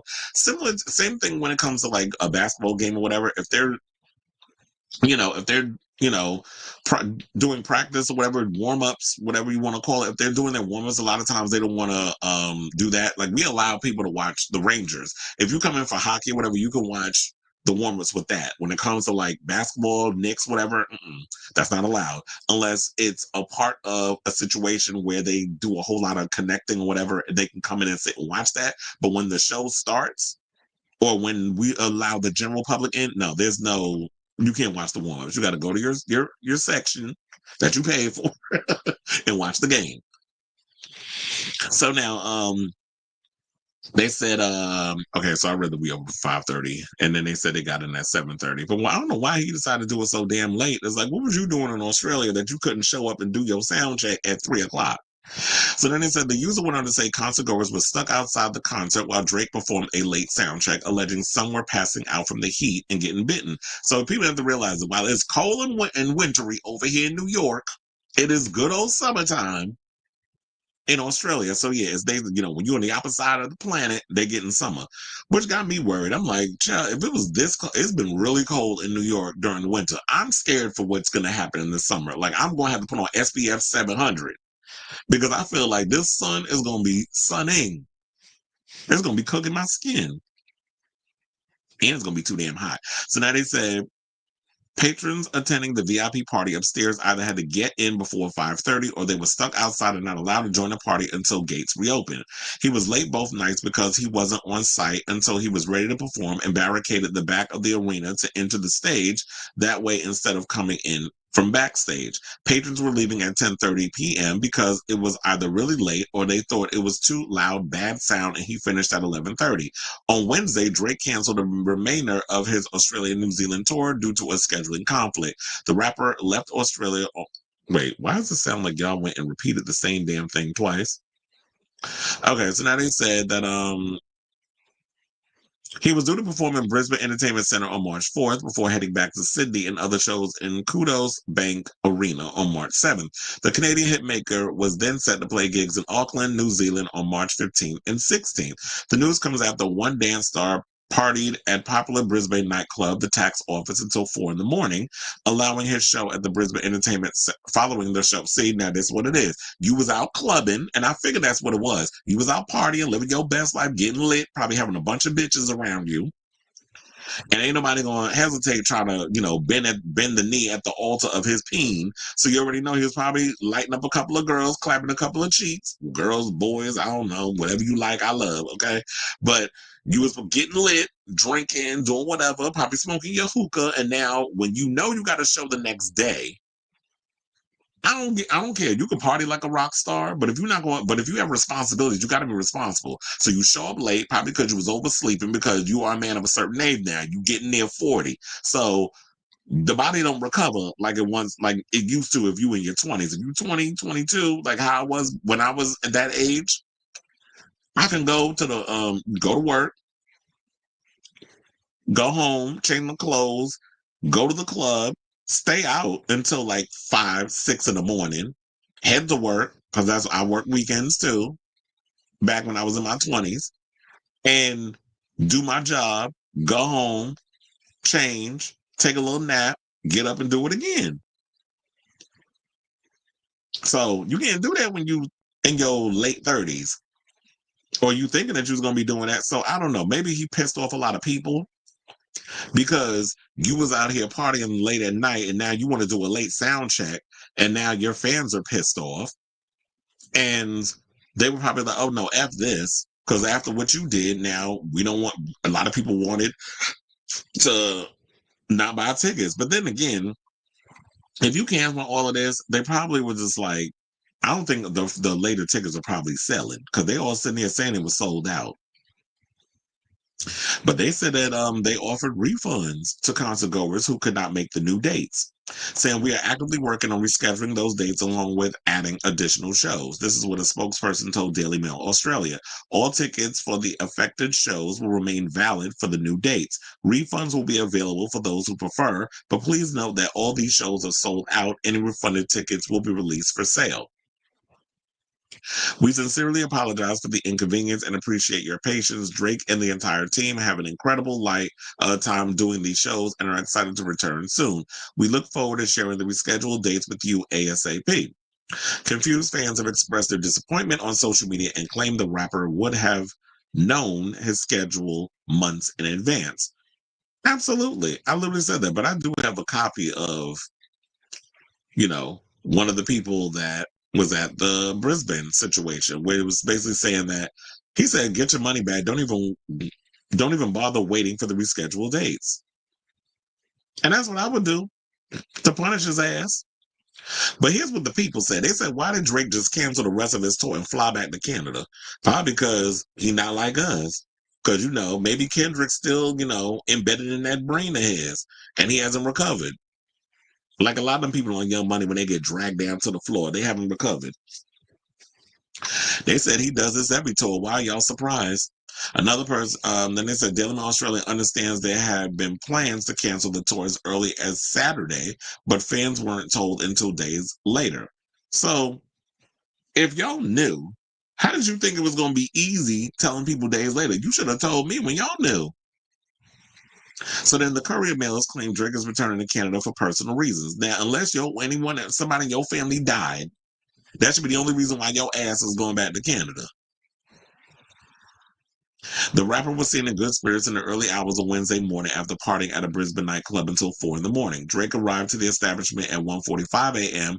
while after performing a show in the city on Tuesday night. The nightclub was booked as a private function, with the rapper inviting between 300 to 400 women to party with him. Of course, because what else he needs to do? He's got to stroke that ego. So,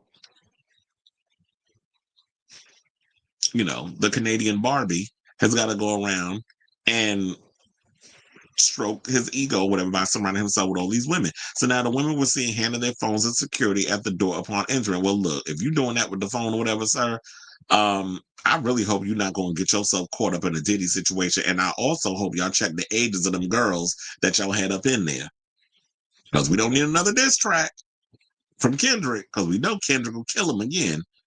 Now, Drake was later seen leaving the venue at 4 a.m. before then heading back to his hotel and then the airport. He then left the country at 6:40 a.m. Wednesday morning and traveled to Fiji. His plane is scheduled to leave for Hawaii for refueling before touching down in Toronto. It comes as rumors were also swirling that Drake had planned to have his stage equipment shipped to Europe. Among the reasons for the rumored cancellation were low ticket sales, with the star unable to sell out the second Brisbane concert. So as I said before, it all boils down to they lying to y'all, telling y'all the shit is sold out when it's not. So Drake has already performed 2 shows in Perth, 4 shows in Melbourne, 4 shows in Sydney, and 2 in Brisbane. A famous OnlyFans model known as Blue-Eyed Kayla Jade hinted in a TikTok video she was set to have dinner and drinks with Drake and a group of friends. Oh, look, let me find you out here clapping the cheeks of OF girls. They said that they was going to hang out together before his Brisbane gig on Monday. Now, the rowdy influencer shared a glimpse of their outfits for the evening in an Instagram post prior to dinner, but did not disclose any detail. Y'all got some big ass mouths. That's another thing too. Like, this is why I said I can't with this generation. Like, back in the day, before there was a superhead, people actually kept their mouths closed whenever it was y'all was meeting up or hooking up with a celebrity. Now y'all, oh yeah, look, I got my outfit. We got to go out, girl. My girl, look what I'm wearing. Like, this what y'all be doing? Y'all got big ass mouths. I mean, I understand, like, you know what, like, when it comes to he confiscating, now I see why he confiscating y'all damn phone. Because y'all be ready to try to make content off of them. So yeah, and then another one, they said Aussie reality star and heiress Emma Pills, Pillemer also appeared to get the VIP treatment at Drake's Brisbane show on Tuesday night and was seen dancing in the sound booth, probably with no damn rhythm. But yeah, so now that's the latest on Drizzy and, him trying to be about that life. And, you got the coin, so you can live whatever life you want. But I do well and truly believe that this is all because he realized the tickets wasn't selling. He was embarrassed because who want to see a bunch of blue dots on the day of, and you performing in half empty stadiums like Camila Cabello. Y'all remember that story, that bit, and the pictures and stuff I showed y'all of that. But at least she was a trooper and she showed up. They were trying to say it was a private event. Now, you know damn well it wasn't. Y'all just like setting a lot of these kids up for failure at this point by having them perform in areas that they can't fulfill. Just have a lot of these people, and you know what? Drake is not in that stance because Drake is a worldwide global rapper with a lot of big hits and a lot of influence. However, just in general, stop setting these people up to fail. If you have a small little audience, there's a lot of theaters that could use some bookings. Everything don't need to be sold out in a stadium and an arena. I haven't said that with Beyonce, as even how big Beyonce is. Girl, why are you trying to give Cowboy Carter in a stadium?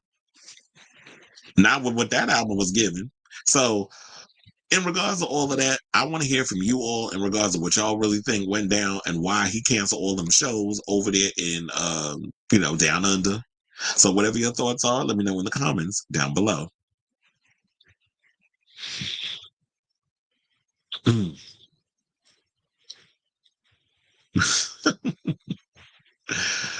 Yeah.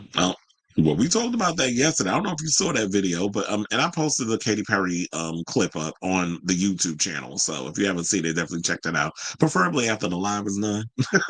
So he said, yeah, the sales is low. Oh, I'm sure TMZ got it.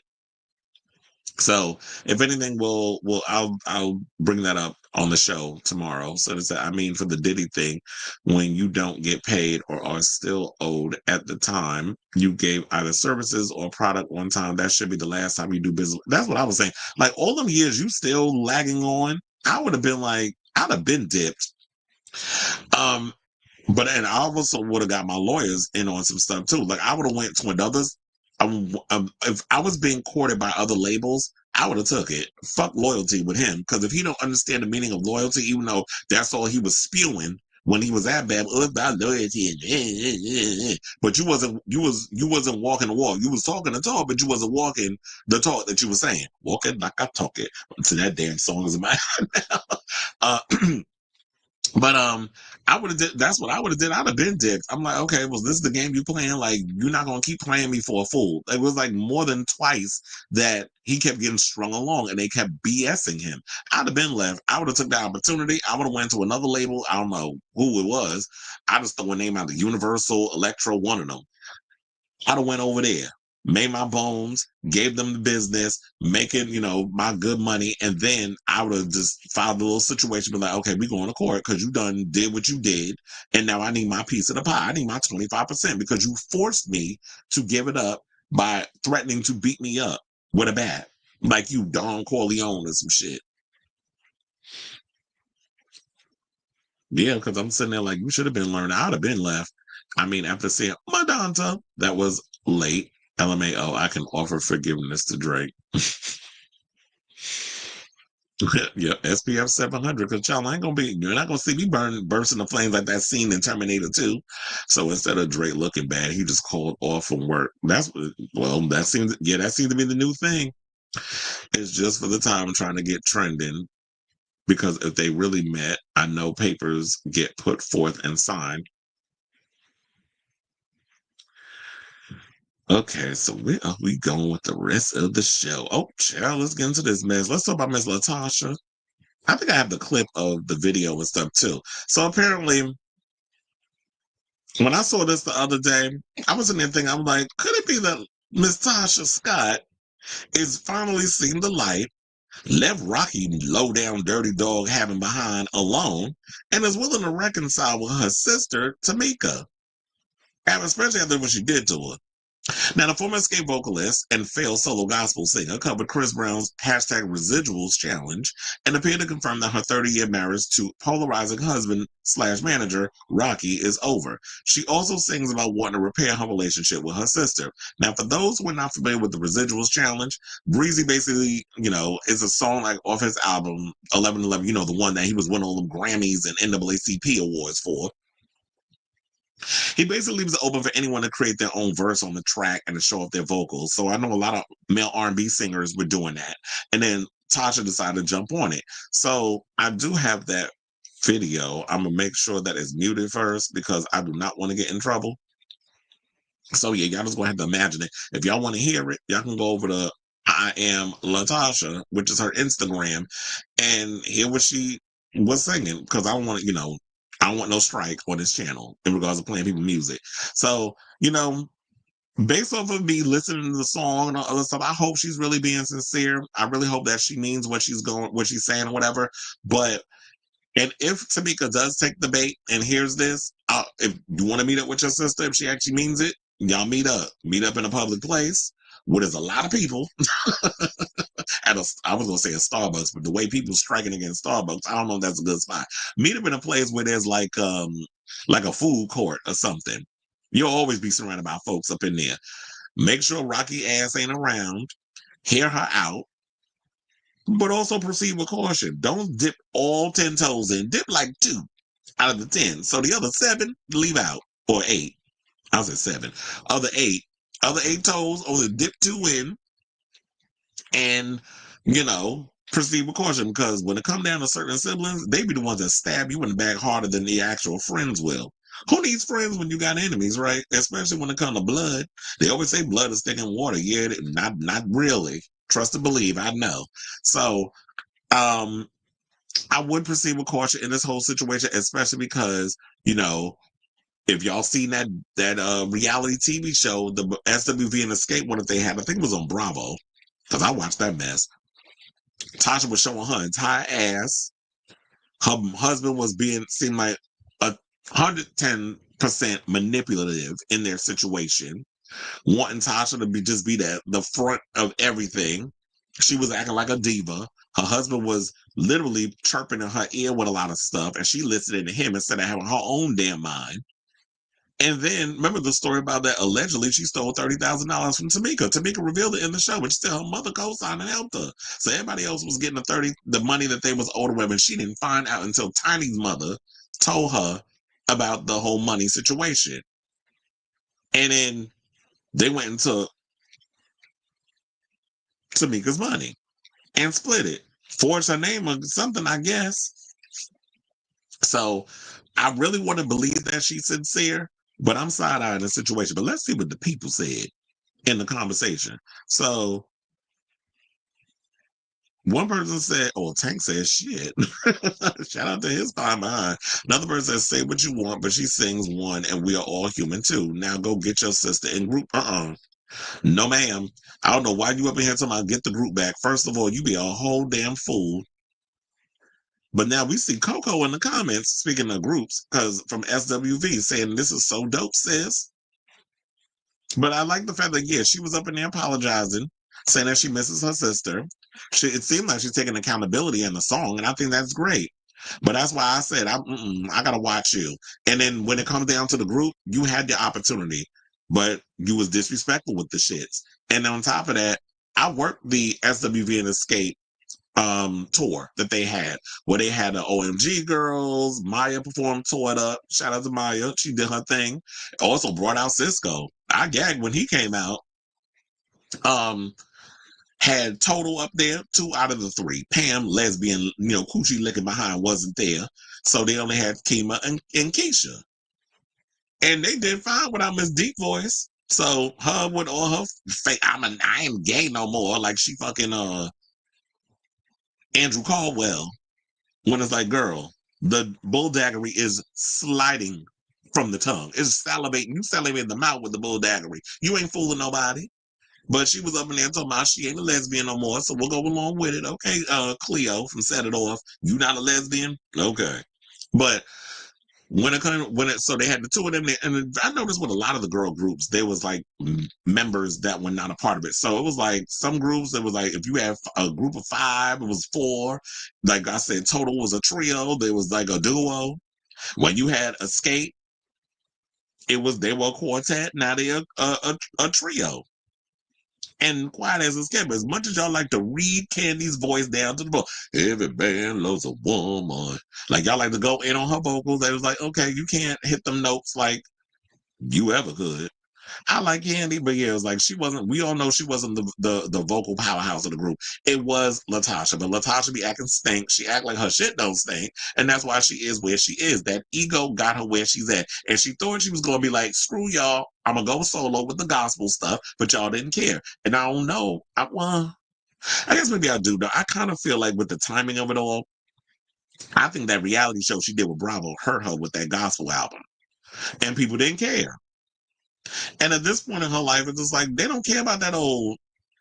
You have a great voice, but to me, honestly, those days is long gone. This industry ain't even about good singing voices. There's so many mid-ass performers out here that's making so much money and becoming big artists and stuff. You got to have more than just being cute, singing a damn ballad. People don't care about that no more. It's about showmanship. They want pomp and circumstance. You need to get you an abracadabra or something. I'm kidding. Like we ain't never gonna see LaTocha give a full on abracadabra, amo unana, abracadabra, morta ugaga. We ain't gonna see her do all of that. We gonna see her singing "Every Man Loves a Woman." Yeah, we gonna see her doing candy parts. But nevertheless, I'm just joking. It's a cute cover. I hope that you work it out with your sister. because that would be great. But I don't know. Like I said, I think that Tamika needs to proceed with caution. Do I think that she would ever get back in the group with Xscape? She's done too many things to them girls in that group for them to even want to trust her to come back up in there. And I feel like it will be a trigger, especially not only for Candy, but I believe also for Tiny. Tiny over tried to keep the peace or whatever the case is, but it's like, we've been doing fine as a trio. The show actually was fine when I worked it, when they were a trio. So they don't need LaTocha. Yeah, she got a great voice, but they don't need her. And that's no shade. I'm just saying, you fucked that up. And now you got to figure out how you gonna make your money, honey. So I say, this is say, what do y'all think of this story? Kudos to her for really coming out and revealing, in her situation when she was saying that she was wrong. Like I said, I hope she's sincere, and I hope she works it out. But in regards of like, if you want to have a personal relationship with Tamika, I think that would be great. But if you want to have a professional relationship with the rest of the girls and come back to Xscape because the well has run dry, the solo music ain't going nowhere, nobody cares about LaTocha as a solo artist, I don't see that happening. I don't see them girls willing to be like, okay, we need to bring her back up in here because they don't want to deal with the mess again. Because who knows, you're gonna bounce back and go back to Rocky after everything, and then you get back in the group and you starting your stuff. So let me know what you guys think of this story in the comments down below.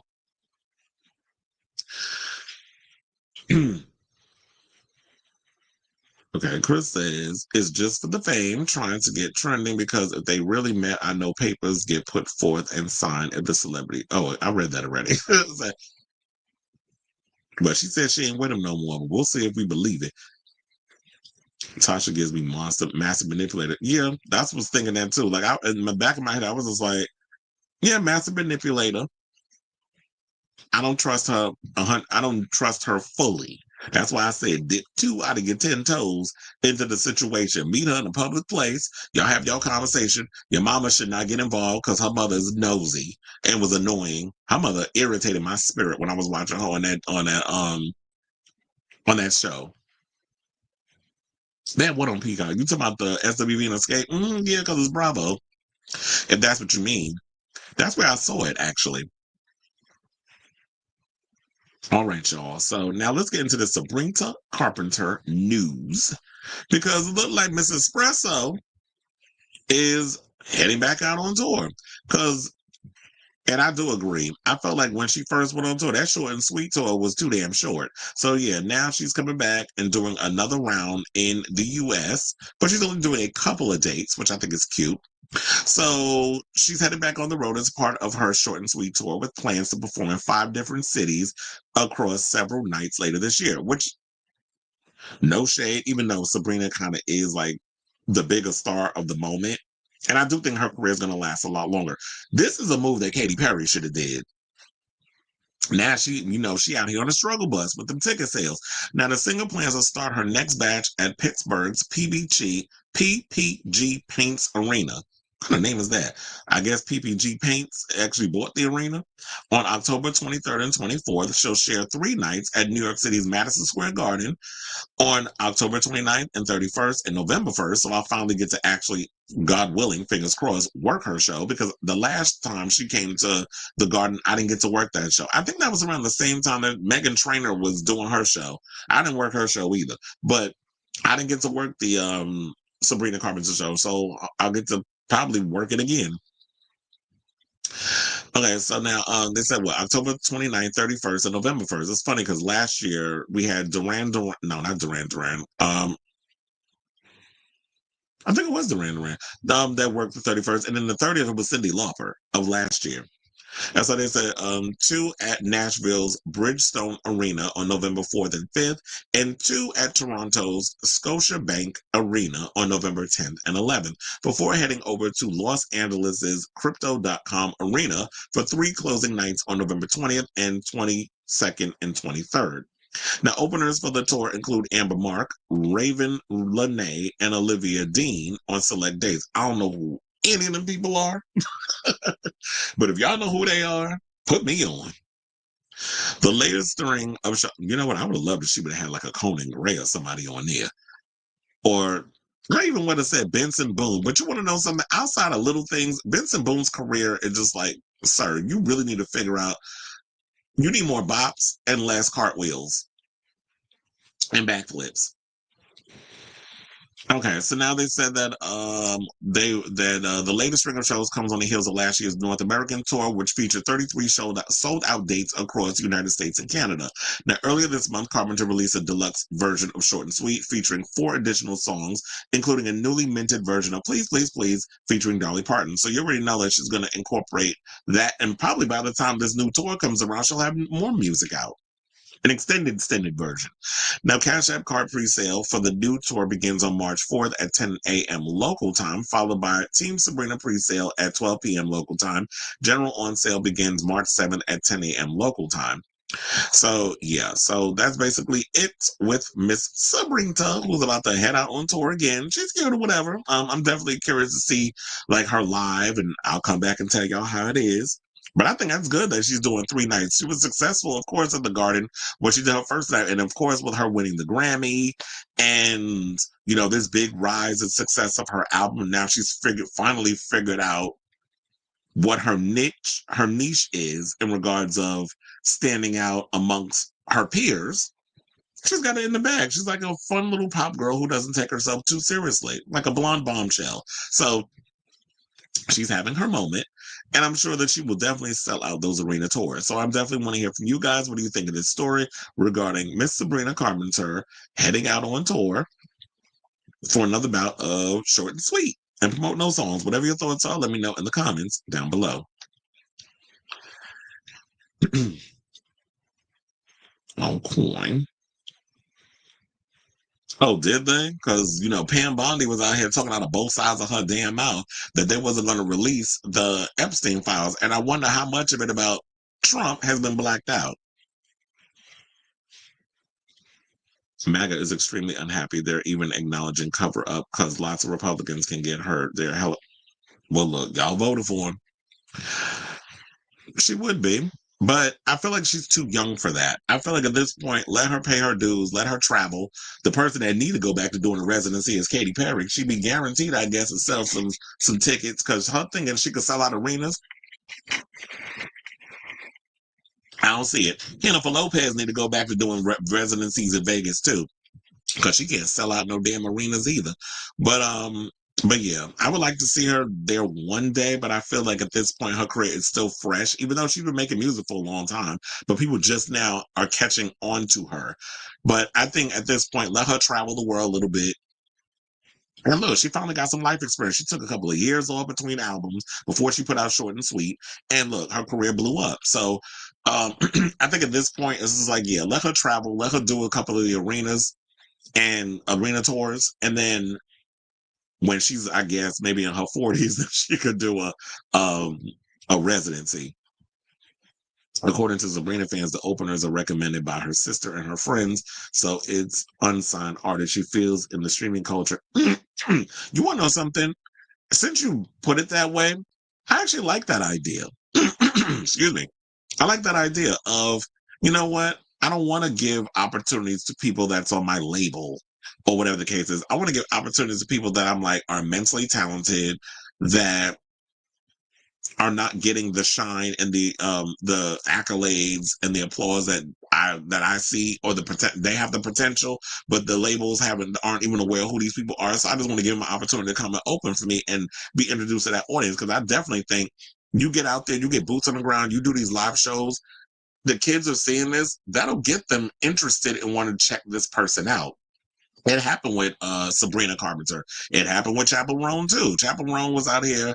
She was an opener for Olivia Rodrigo, and look, her career blew up. Then you had Sabrina was an opener for Taylor Swift. That's how she blew up. So when y'all get into it in that point, I feel like if you give those opportunities to the unsigned rather than some name, that does kind of introduce the kids to other acts. That should be the new thing that goes on. So I actually like that idea. If that's, you know, they said the live show was like a 70s variety TV show with sexual innuendo.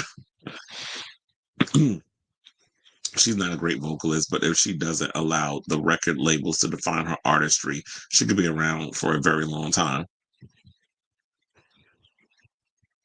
Oh, was he? You want to hear something funny? When he worked Jingle Ball, I was cracking up because this one lady was like, "Can you just sing my song?" Of course, it's the what is it, Better Things, the big hit that he has. Because everybody was just like, all them other songs, they were just not registering. And I agree. Maybe he needs to work with what's his name, Dan Nigo. He needs to work with him. He needs to work with somebody because I don't know. I like Benson Boone. I think he is the complete package. I like how, he's a good showman and all that stuff. He just needs the songs to match the showmanship. And outside of that song that he has, all them other songs, I'll be like, okay. Like, none of them are hitting. And I don't want him to fall into one hit wonder status. I don't want him to fall in that whole situation. So hopefully he doesn't get there. But anyway, so okay, so I just want to let you guys know we have 3 more topics left in today's show. So before we get to those topics, if you can please do me a solid and hit that like button and that subscribe button, and also be sure to smash the notification bell so that way you know when we go live with a brand new episode of Chris Avalon Unfiltered. Please and thank you. Now, without further ado, let's get into this heifer. So, Timothy Champagne, somebody went and hit me up over on social media the other day. I don't know what it was about. It's probably because, sometimes when I have videos up, people still respond to them. And they wrote in the comments, they was like, oh, he posted a new video. So I was like, let me go over and take a gander. Child, this boy done starting his mess again. And so we got to drag her because apparently he run around talking about, oh, I was basically using the gay community for a coin. So yeah, he posted something over on Instagram and said, I'm delivered. I ain't gay no more. No, that's Andrew Caldwell. But he said, I fake being gay for millions of dollars and views. And I'm openly admitted it. And then had the nerve to come here and tell me I'm taking bipolar medication.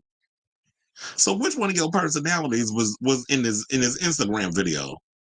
Where you be like sucking in your stomach and posing like you stiff, like you got stiff person syndrome while you reading like a damn robot. Because that's what he gives, like no personality. And I really don't understand what people see in him. Because he had the nerve to read another performer somehow that they were saying that we should hook up, but he don't wear deodorant. I'm like, sir, have you not heard the stories that people have said about you? How they've had to force you to wash your ass before they made content. So if you're going to sit up here and try to read people underarms smelling funky, maybe you need to smell your balls and your ass crack before, and your feet and your damn dick and all that other stuff before you try to read other people on their smells. But anyway, sidebar on that. I do have the clip of him openly been, and not only that, he had the nerve to try to out other people.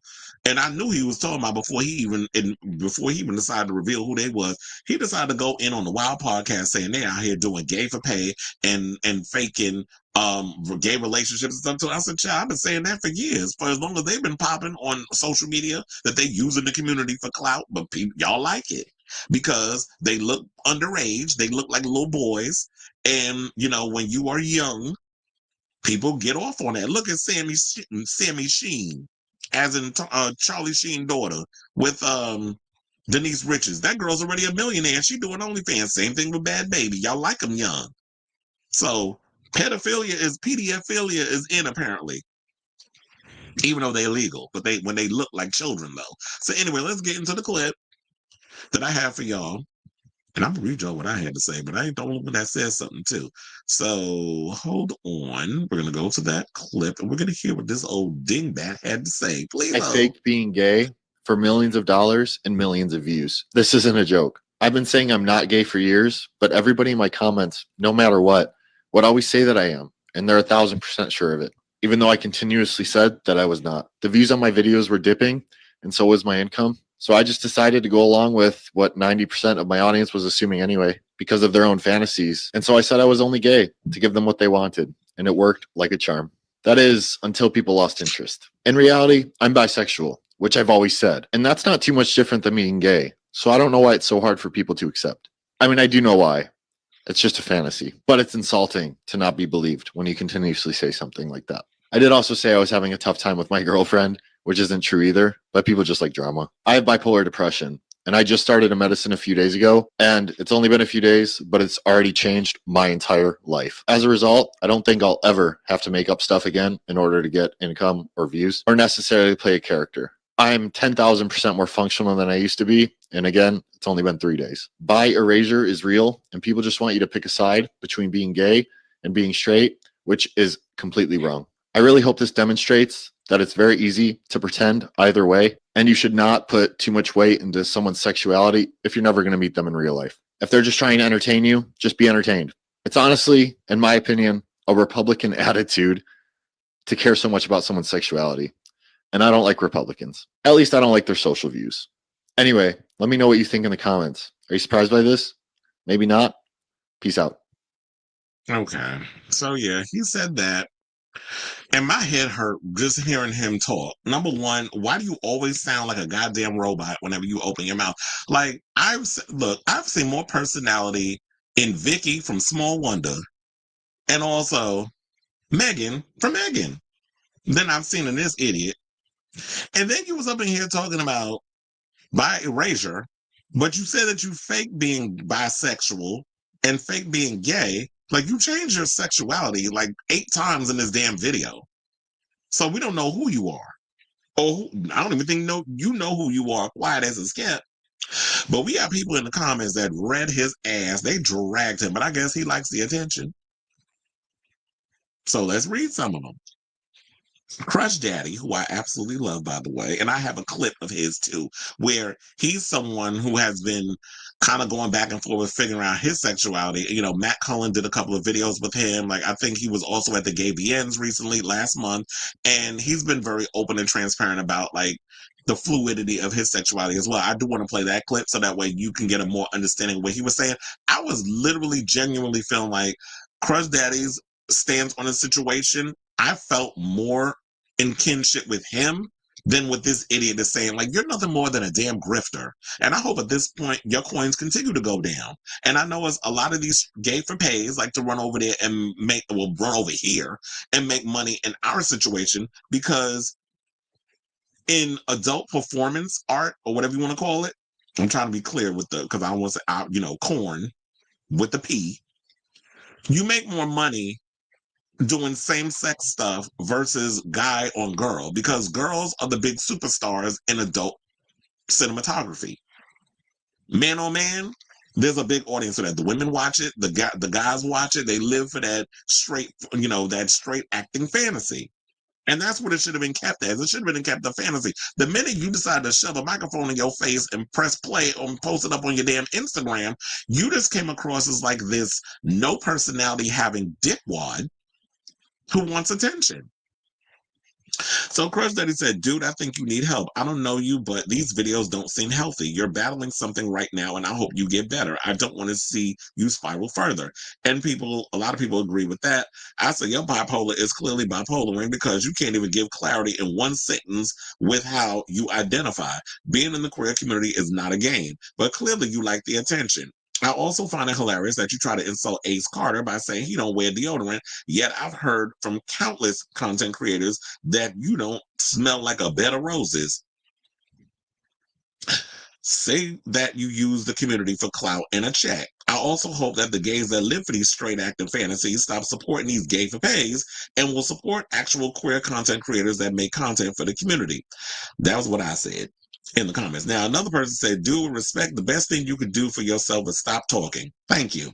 Another person said, we don't give a F. You are one of the least attractive and interesting creators in the OF sphere. You have created this sexual identity crisis for views, just like everything else you do. You are as authentic as a stick of rock.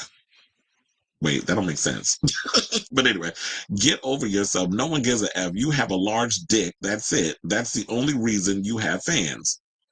Well, no, it's also the fact that he's white, he's tall, he's muscular.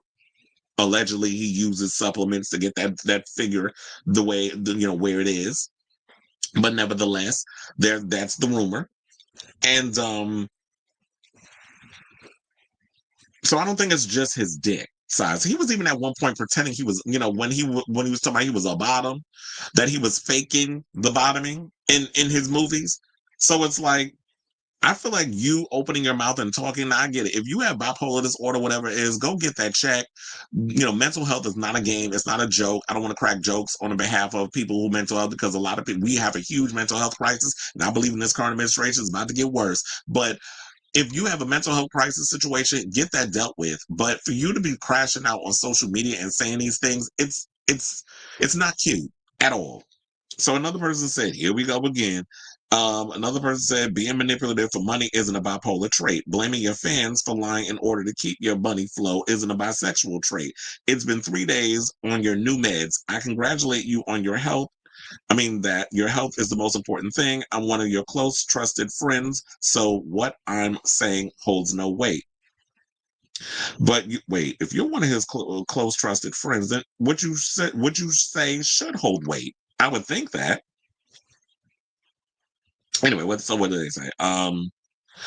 But you should take a break from this fantasy world and give yourself 3 to 6 months of concentrating on yourself and your real relationships. I wish you the best. And that's what I'm saying. Like, don't be up in here trying to use your bipolar disorder as an excuse, if that's been your diagnosis. Because a lot of people out here be self-diagnosing and just saying a whole bunch of other stuff for attention and clout. And that's what he's been giving in a lot of his videos.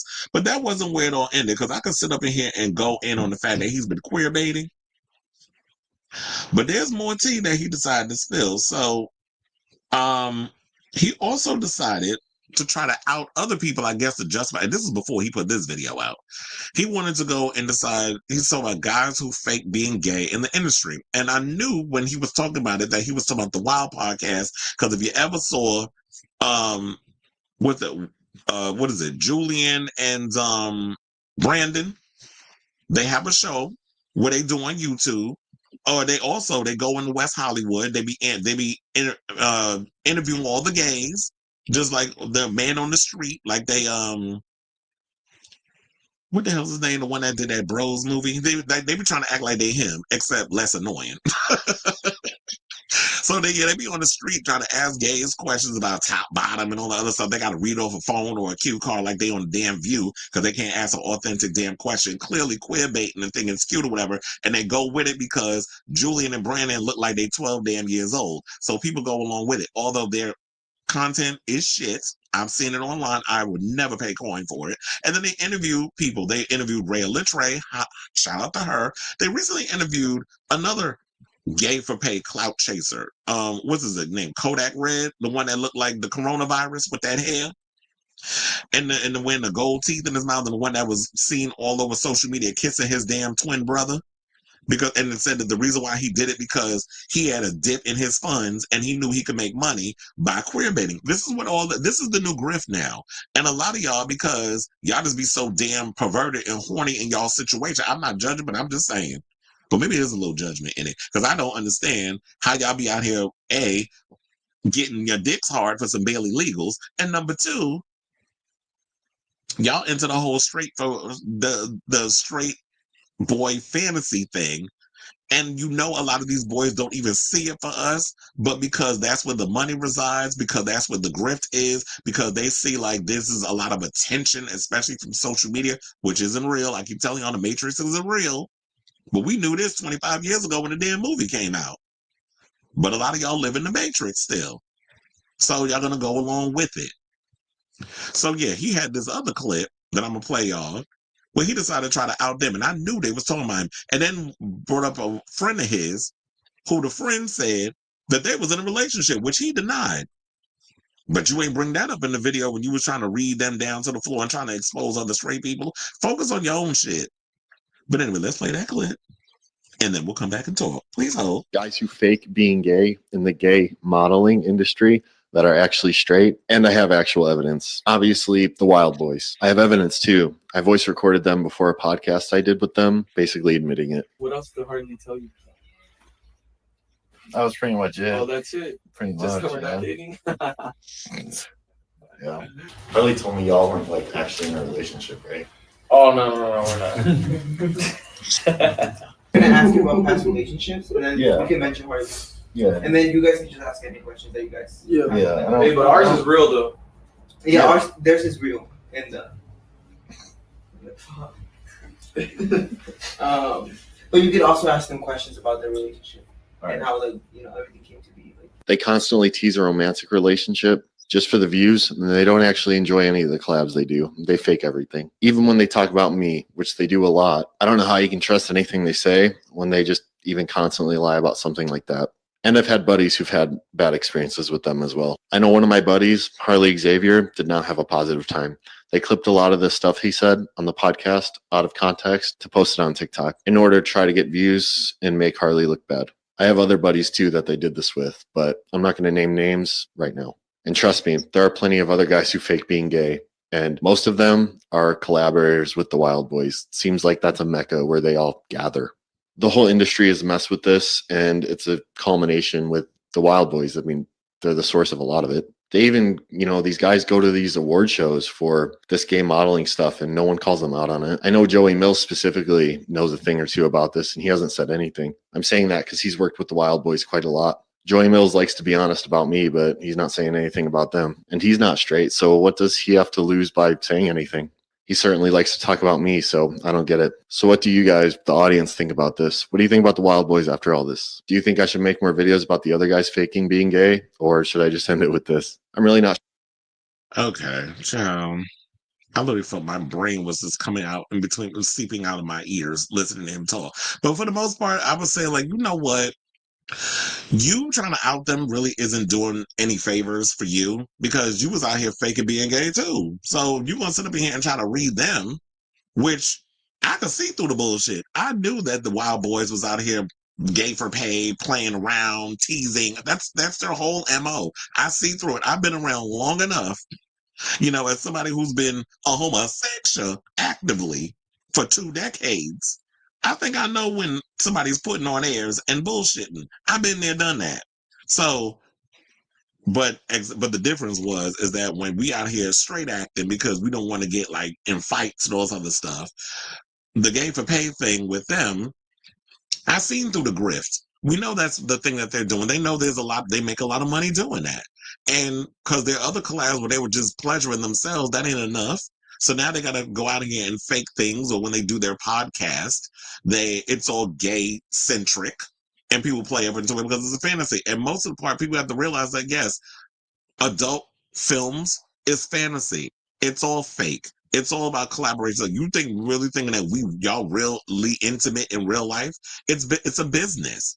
But we don't need you being like, remember back in the day, they used to have this thing that used to come on Fox where it was like this magician that would just basically spoil all the tricks that was behind the scenes in regards of like magic tricks and stuff. They had this guy that would just expose all the trickery of it all. That's what it seemed like you trying to do with this whole situation. Only thing is, you making yourself look worse in this situation. I'm aware of what the Proud Boys, the Wild podcast is all about and what they're doing. I can see through the grift. That's why I don't purchase and I don't pay for their stuff. But if they over there doing their little interviews and interviewing what they doing, if you like it, I love it. They be doing the man on the street thing. Billy Eichner. I don't know why all of a sudden now after it comes to my head. There's like y'all, they give Billy Eichner in West Hollywood, except less annoying when it comes down to the things that they doing. So yeah, it's like you up in here doing all this. But yeah, people was in the comments with this video. They said porn is fake. Breaking news. I thought it was real love. Real love. And they said, and you remember you said that you were straight. And another person said, I believe the Wild Boys lost me before they even had me. That's why I was like, I don't find nothing. They're not really that interested. It's like, okay, y'all are cute. But other than that, y'all don't offer anything. And look, wasn't there a story? I could have sworn there was a story that came out on TMZ about one of the boys. I think it was Julian, the curly haired one, that got arrested for beating on his girlfriend. Yet they just won an award. I forget what the category was though. But didn't the Wild Boys win an award at the Gavians? So y'all running out of people to give awards, so y'all giving it to the gay for pays, the people that really giving the bare minimum to our community for doing half-ass work in the adult world, man-on-man stuff, and y'all not even about that? But that's what they doing. Somebody said, hey, Mr. Forehead, you in the same boat as them. You're also straight and lying for money, so shut up and disappear already. I'm like, God damn. So the girls was going in on him. But look, he likes the attention, clearly. But that's not it. So last but certainly not least, the video that I want to get to is from Crush Daddy, who I tell you, I've been loving me some Crush Daddy, who is somebody who does a lot of man on man stuff, but he also, his sexual identity has ebbed and flowed a lot throughout his career because he started as a go-go dancer, all this stuff. If you want to see the video about him and stuff, I know he's done a couple of interviews with Matt Cullen, which made me even like him more. And he's been exploring his sexuality and stuff, and he's come to terms. So he doesn't come across in a way of like Timothy Champagne. If Timothy wanted to learn how to be a genuine, tall, muscular white man working in a "how you doing" space, this is who you need to learn from. Who was in your comments and said, like, I don't know you personally, but you crashing out. You need help. You need to focus on you. So let's get to that clip so y'all can hear it, and then we'll talk. Please hold. Last week, I made a video talking about how I don't really know which of the sexual orientation labels best applies to me. And my crushies came through like they always do in the comment section. And after reading all the comments, I have decided that I am going to identify as a snack. And my pronouns are going to be horny dude. And the aura that I want to give off when I enter the room is I can absolutely slaughter everyone in here right now, but I'm going to choose to be kind and gentle because I don't fight hate with hate. Last week. So there you have it. So we're just like, you know what? I like all the things. Like, and from one point, I remember he was saying that he was identifying as sexually fluid. Then he was saying he was thinking he was gay. Then he was straight acting. Then he was bisexual. Like, he's gone through the ebbs and flows. And I feel like we put so much emphasis on pronouns and labels. And then you had Timothy saying, oh no, y'all, you need to pick a side and they want you to either be either or. Yeah, there's some people out there that don't believe in bisexuality. And yeah, bi erasure is real. However, you don't get to claim that. You don't get to use that as your valid argument when you out here just pretending to be something that you're not. So that's what I actually liked, even though, Crust was joking or whatever, because I'm going to identify as a snack. You know what? I would rather identify as a snack too, because I'll eat them up. So I say all this to say, what do you guys think of this video, the latest on Timothy Champagne? The Grift stay grifting, but I think at this point, let's just leave him where? Back there, because I'm done with him and his shenanigans. So I want to hear from you all what you guys think of this story, so let me know in the comments down below. Lord Jesus, I know I see a lot of comments. Hold on. The gays hate the new male artists. They don't like straight men copying Elton John and Freddie Mercury. Well, nobody's really done it as good as Elton John and Freddie Mercury. I think the closest that we got, well, actually a queer, Conan Gray and Adam Lambert. These straight boys out here trying to do this, because I don't know. I get a little clockerization from Benson. I get a little something from him. With RCA and owes 3 more albums, but maybe they gave the Britney contract to her. Okay, come on, Sniffies. I heard that about Post Malone, that he doesn't like to wear deodorant, among other things. Who was convincing? Timothy? Some people pretend to be straight, saying they are doing gay for pay because it fits the fantasy. And that's what I said. I'm not all for, there's nothing wrong with having a fantasy or selling a fantasy. That's what adult movies are. It's a fantasy. But once you kill that fantasy, but people don't want to be bothered. And just the way he comes across, it just the lack of personality, the insincerity of it all, and then him like I've done videos in the past where he was bragging about how much money he was making. So that's what it is. It's like I'm sick and tired of people like whatever your hustle is, go ahead and do it. I don't want to knock nobody hustle, but I can't stand when people give the bare minimum and make so much money for doing it. And that's what he said. He said.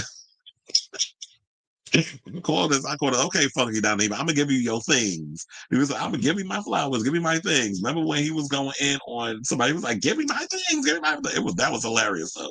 Cause it's like, yeah, we've been trying to tell you hoes, y'all don't want to listen. I was like, okay, you continue to live the fantasy.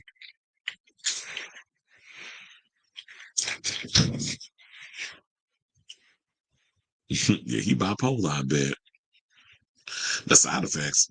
Child, we don't even know what type of medication he doing. Not get her off the screen. and sell the abs. Yeah, that's what he be doing. Like, no, I'm like, first of all, nobody stands like that. And you always got no shirt on. So you literally trying to sell abs while you bullshitting people, trying to strap you with them abs. Did this Clint call us Republicans? Unalive becomes him. I don't know what he was. I was sitting there thinking the whole time, I'm like, what the hell is being a Republican got to do with what you're talking about? Like, he was just all over the place, lacking focus. I knew someone who was bipolar. He did have days where he was fun to be around, and then other days where it was, yeah, that's what it is. Like, when you have bipolar disorder, like, you have your highs, but when you have your lows, bitch, it's no joke. But yeah, he's definitely giving Grift a tease.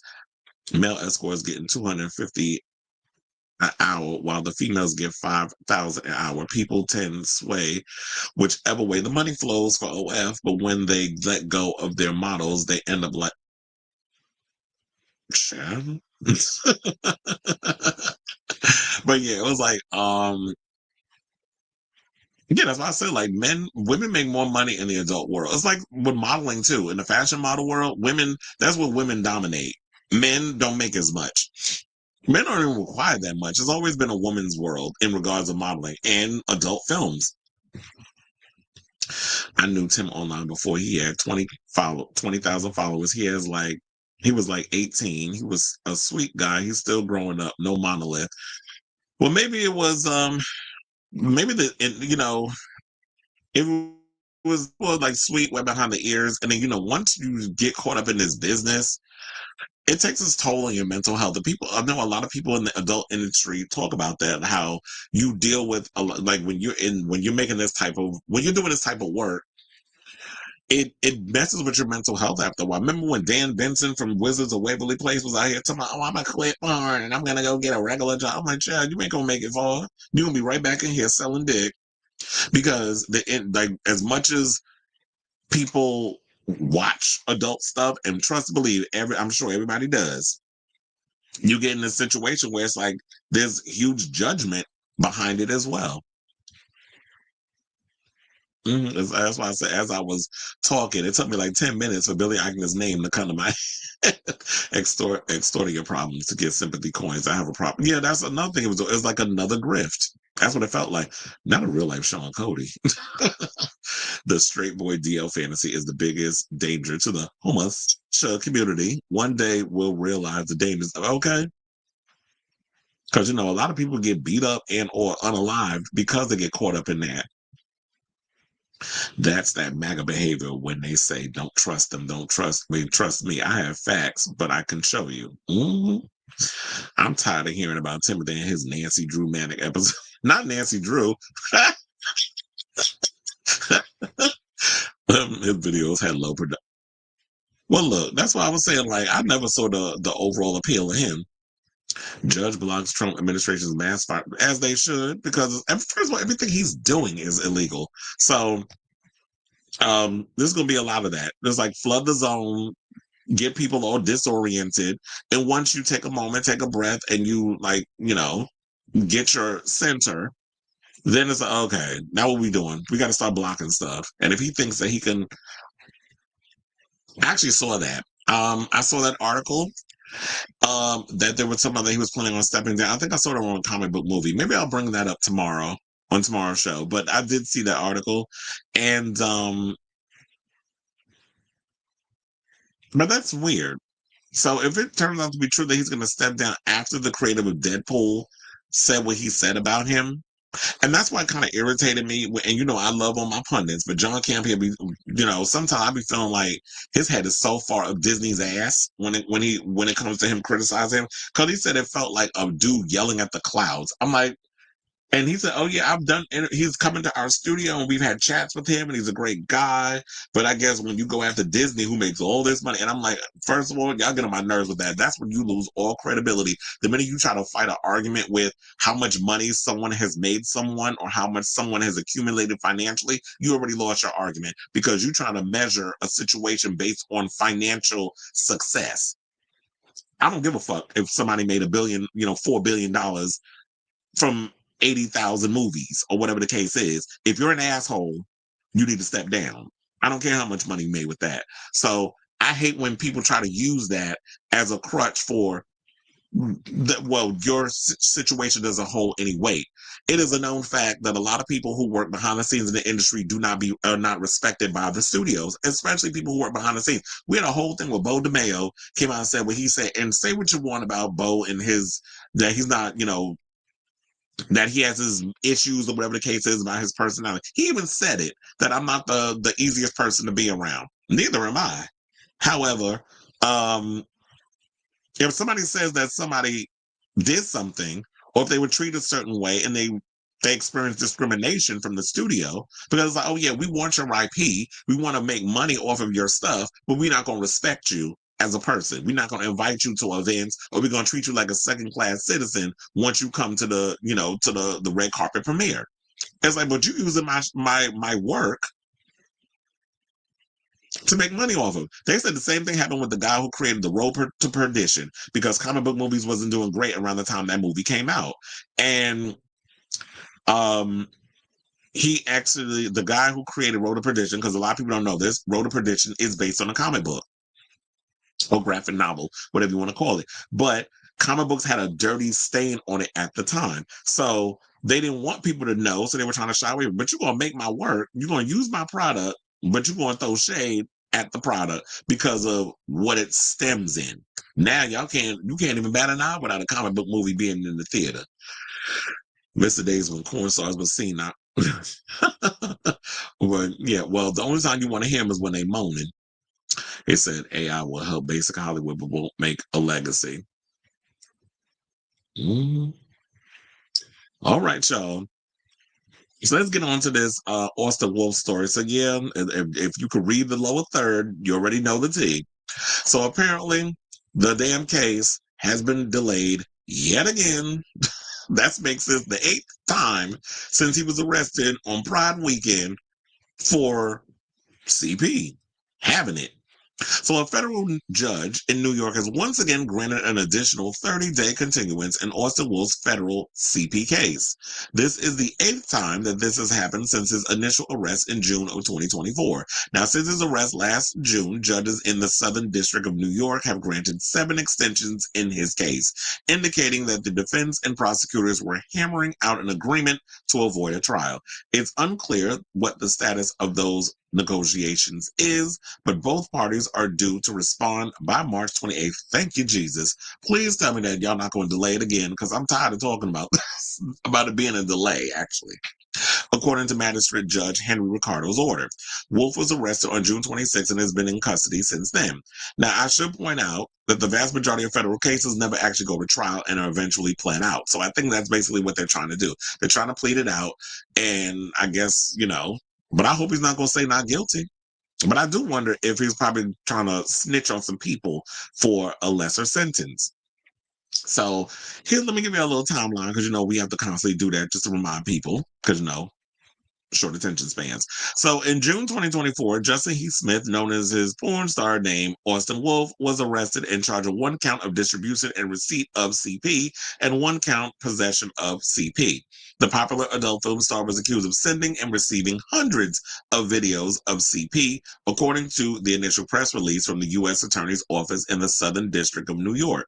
Smith was taken into custody and made his initial appearance before Magistrate Judge Tarnowski on Friday, June 28, 2024, when a preliminary hearing was scheduled for late July.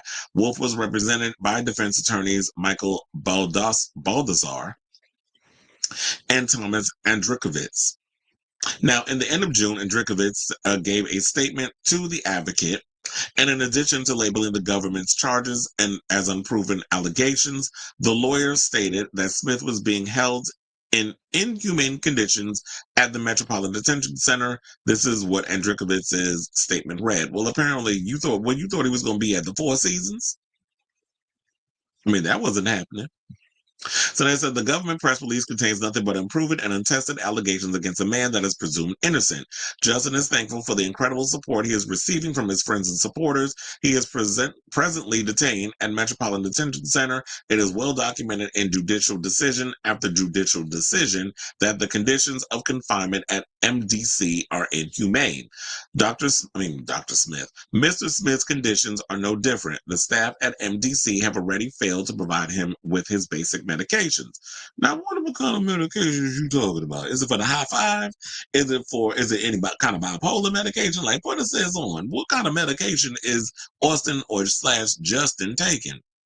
A sidebar, you know what also had me wondering? I wonder if these people, because they talking about that family and friends and supporters, I wonder if his supporters are doing to him like they doing to Luigi Mangione, which is sending him pictures down to the courthouse, because that was the story that came out recently too. And Luigi was like, "Can y'all slow y'all rolling them pictures?" Because the popo, who everything got to go through before they get to the inmates, is actually looking at everything. So if y'all out here sending y'all labia minora and majora, y'all need to watch it. Just like if y'all men's is out here sending bussy pics to Austin, you need to be watching that too. So now they said, as expected on Tuesday, August 27, 2024, Magistrate Judge Stuart D. Aaron extended the order of continuance to Friday, September 27, 2024, to allow for more time to discussions between federal prosecutors working on the case and Smith's attorneys. A few days before the scheduled hearing on Tuesday, September 24, 2024, the Honorable Catherine H. Parker entered a court of continuance, extending the time for a preliminary hearing or an indictment on Monday, October 28, 2024. Excuse me. As the deadline approached, on Thursday, October 24, 2024, the Honorable Gary Stein entered an order of continuance, which extended the deadline once again, this time to Wednesday, November 27, 2024. Against the extension was at the request of Smith's attorney and federal prosecutors working on the case. So I'm giving y'all an insight of why it keeps getting extended. Now, the day before the November deadline, on Tuesday, November 26, 2024, the Honorable Barbara Moses entered an order of continuance, pushing the deadline to Friday, December 27, 2024. At the time, Moses ruled that the extension best serves the ends of justice and outweighs the best interest of the public and defendant in a speedy trial. Now, on Monday, December 23, 2024, the Honorable Sarah Netburn entered a court of continuance, extending in this case to Monday, January 27, 2025, leaving Smith locked up at the Metropolitan Detention Center in Brooklyn for the holidays. Now, on Monday, January 27th, Magistrate Jennifer E., or Judge, I should say Magistrate Judge, Jennifer E. Willis granted yet another 30-day continuance, marking the 7th time this has happened since Wolf's arrest on Friday, June 28, 2024, pushing the deadline for a preliminary hearing or indictment on Wednesday, February 26, 2025. As with previous extensions, the federal judge who approved the most recent extension did so at the request of both parties as a discussion for a potential plea deal continue, which leaves us to now, which seems like the ongoing cycle continues, where it's like, this is why it keeps getting pushed, even down to this month into next month. Then it says, it is further found that the granting of such continuance is for good cause, shown and best serves the ends of justice and outweighs the best interest of the public and the defendant in a speedy trial. This is what Willis wrote in court details. Now, Assistant U.S. Attorney Grexel Berger has noted that both defense and prosecution are continuing negotiations. Now, while the negotiations continue, Smith remains in custody and is currently being held in detention in Brooklyn after a judge ruled that he was a danger to the public and a flight risk. Smith could have rejected this or any of the government's motion for a continuance, which would force it to either release him from prison or proceed with the indictment. So you have to assume that their case against him is solid. Well, child, when all that stuff that we read on this show a couple of months ago in regards to the court paper violation, when he was in the courtroom and I read it all, y'all, the details and the videos and all the other stuff that was going on and the type of content they found on them flash drives. Yes, they got a solid case against him. Why you think Diddy ass in jail too? They ain't getting out. Now, they said if he's convicted, he faces a mandatory minimum sentence of 5 years in prison and a maximum of 20. So, yeah, so that's the latest that we have on Austin Wolf. I guess we'll be right back here, same old time, same place, next month. Hopefully, we have a resolution, and we're not going to have another damn extension. So I say all this to say, what do you guys think of this story and the latest on Austin Wolf, that his case has been delayed yet again? Whatever your thoughts are, let me know in the comments down below. So you said, well, yeah, that's why I believe that for the longest that's been the kind of thing. He's still working on that plea deal, so that's why it keeps getting extended. Now, between him and the Tate brothers, why do I get that he doesn't want jail time? Maybe switch the judge and force him if one more extension. It's the final 30 days. If you can't come up with one, I will. Well, look, he ain't getting out of jail, because they don't have Just for Fans or something, so he is going through receipt. I think they want to take down one of the main platforms he was using. Well, he had For My Fans, that was Austin Wolf's site that he was using. I think he still was using was he using other platforms? I don't know. But I know that he has For My Fans. So he was doing all of that. Wait, what you sent me? Oh, Lord.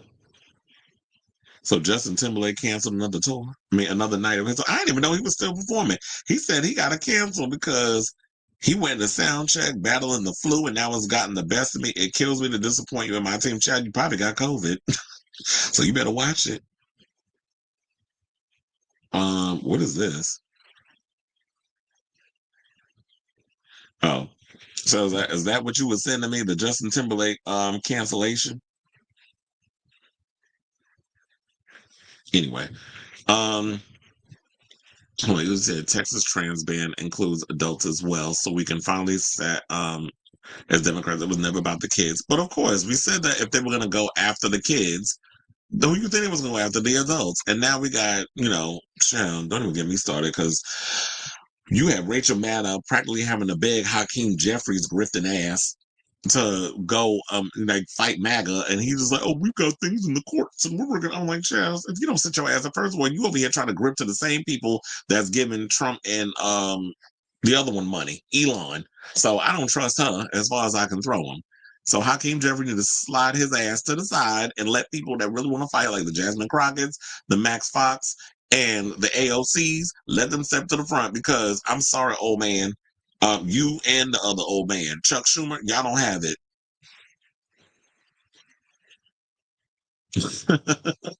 Oh, I was like, oh, you even got down to the emoji when you put it up to the eye. I can't wait to see how this turns out. First of all, sidebar, now that you brought up Drag Race, I saw that they dropped the first look. I refuse to watch because I already saw the clip is online. They doing the reading challenge, and I saw they was cracking over something on your nerves. So I said, I'm gonna wait till tomorrow. I want to go in surprise and I want to laugh.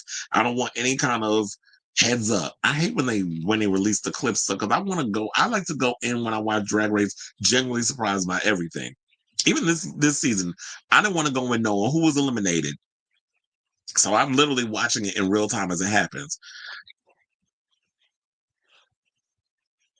Well, that's always the rumor that it's issues with his marriage. I thought he would have been done with this tour by now.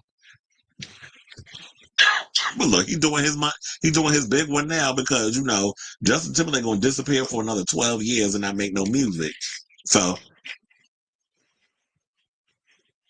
at this point, Justin Timberlake don't even need to put out music anymore. He could do a residency. He could just perform all those old songs that he got. His fan base will still come out and support it. He don't need to release no more music. Usher's another one.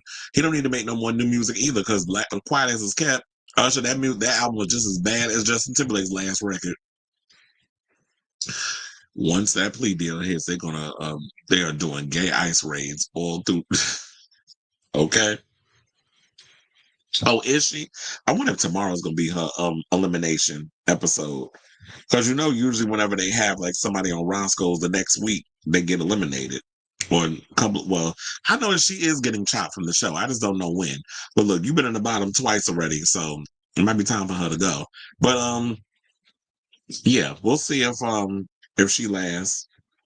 Because I'm trying to think, what was the challenge for? I forgot what tomorrow's challenge is going to be. I'm sure Onyx will remind me or anybody. All right, so now let's get into our final topic, and let's talk about this Hunter Schafer news. So, I don't know if y'all been paying attention to things going on in the world of X-Men. We have talked about it quite a few times on this show in regards of like the rumored people who are supposed to be up for roles in the new X-Men reboot. Now, one of the names that has been floating around has been Hunter Schafer, and actually, I think she'd be good for it. Number one, Mystique is a chameleon. She can transform into whatever that she wants to turn into. And I was like, that's perfect. That's a perfect metaphor for like being trans, that you actually have someone who can go transform from one thing to another. So that would be a little meta, a little on the nose, a double entendre, whatever you want to call it. But I think it would actually be cool if she got the part. So Hunter Schafer has actually spoken out about the rumors. Well, she's addressed it, I should say, of her being in the MCU. Now, she is currently filming Euphoria along with, the rest of the other cast. Sidebar, I just heard Sharon Stone is going to be on Euphoria too this upcoming season. So it should be really interesting to see her up on there. But anyway, I just want to put that out there.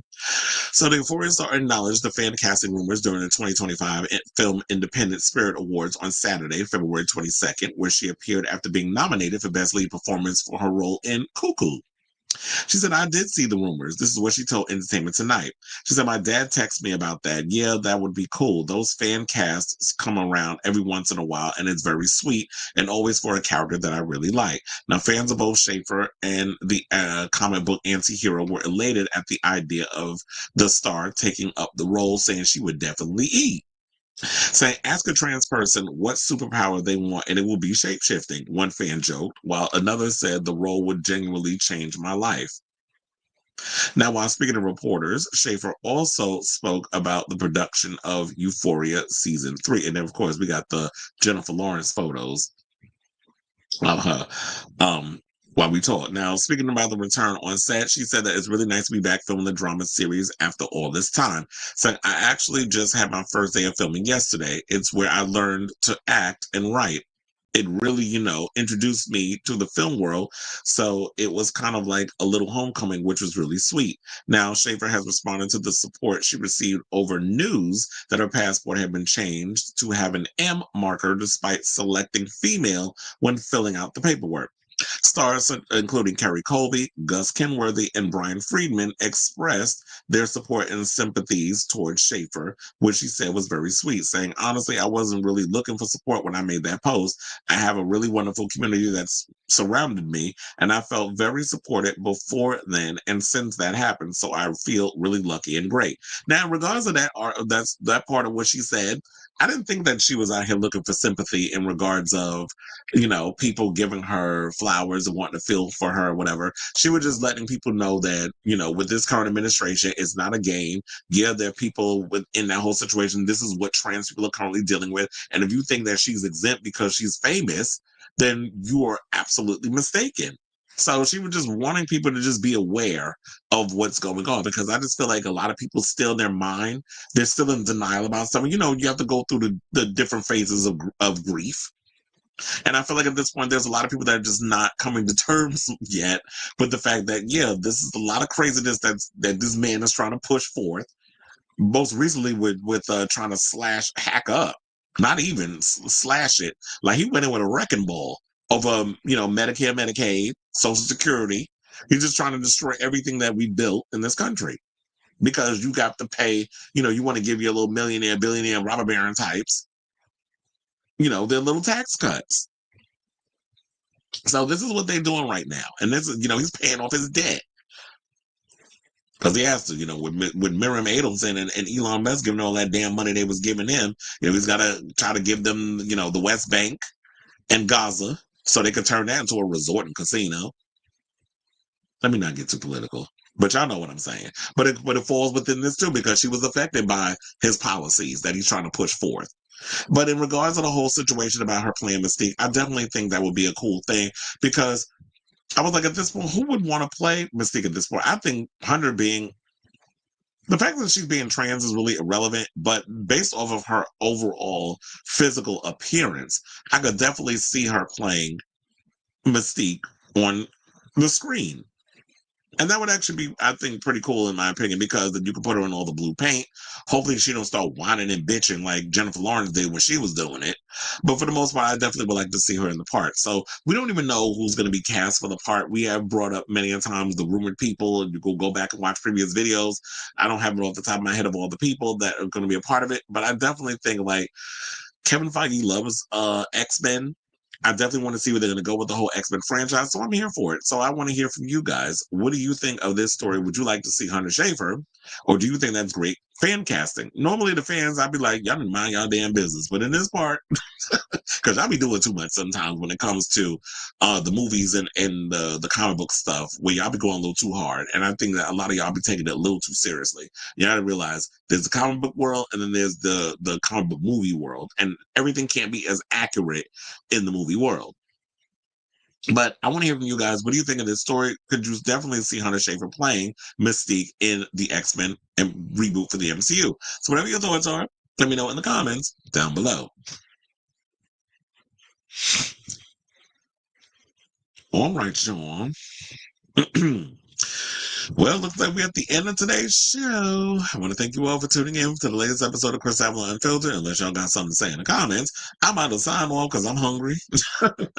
Yeah, I've been eating since this morning. So, yeah, I'll be back tomorrow. I'm going to be busy, of course, this weekend. March is about to be literally March Madness over at the Garden. So, yeah, I'll be putting a lot of work over there, but I'm also trying to find ways to balance out a show over here because I got to build my little foundation and my Coin Tado Foundation over here while I'm working over there. So yeah, I'm going to be busy within the next month and stuff. But yes, love you all for tuning in and watching. Please hit that like button and that subscribe button. Also be sure to smash the notification bell so that way you know when we go live with a brand new episode of Chris Avalon Unfiltered. I also want to thank all of you for chiming in along with me in the comments and all that good stuff. So yeah, I'll be back tomorrow. Love you all for watching. And until next time, ciao, dogs.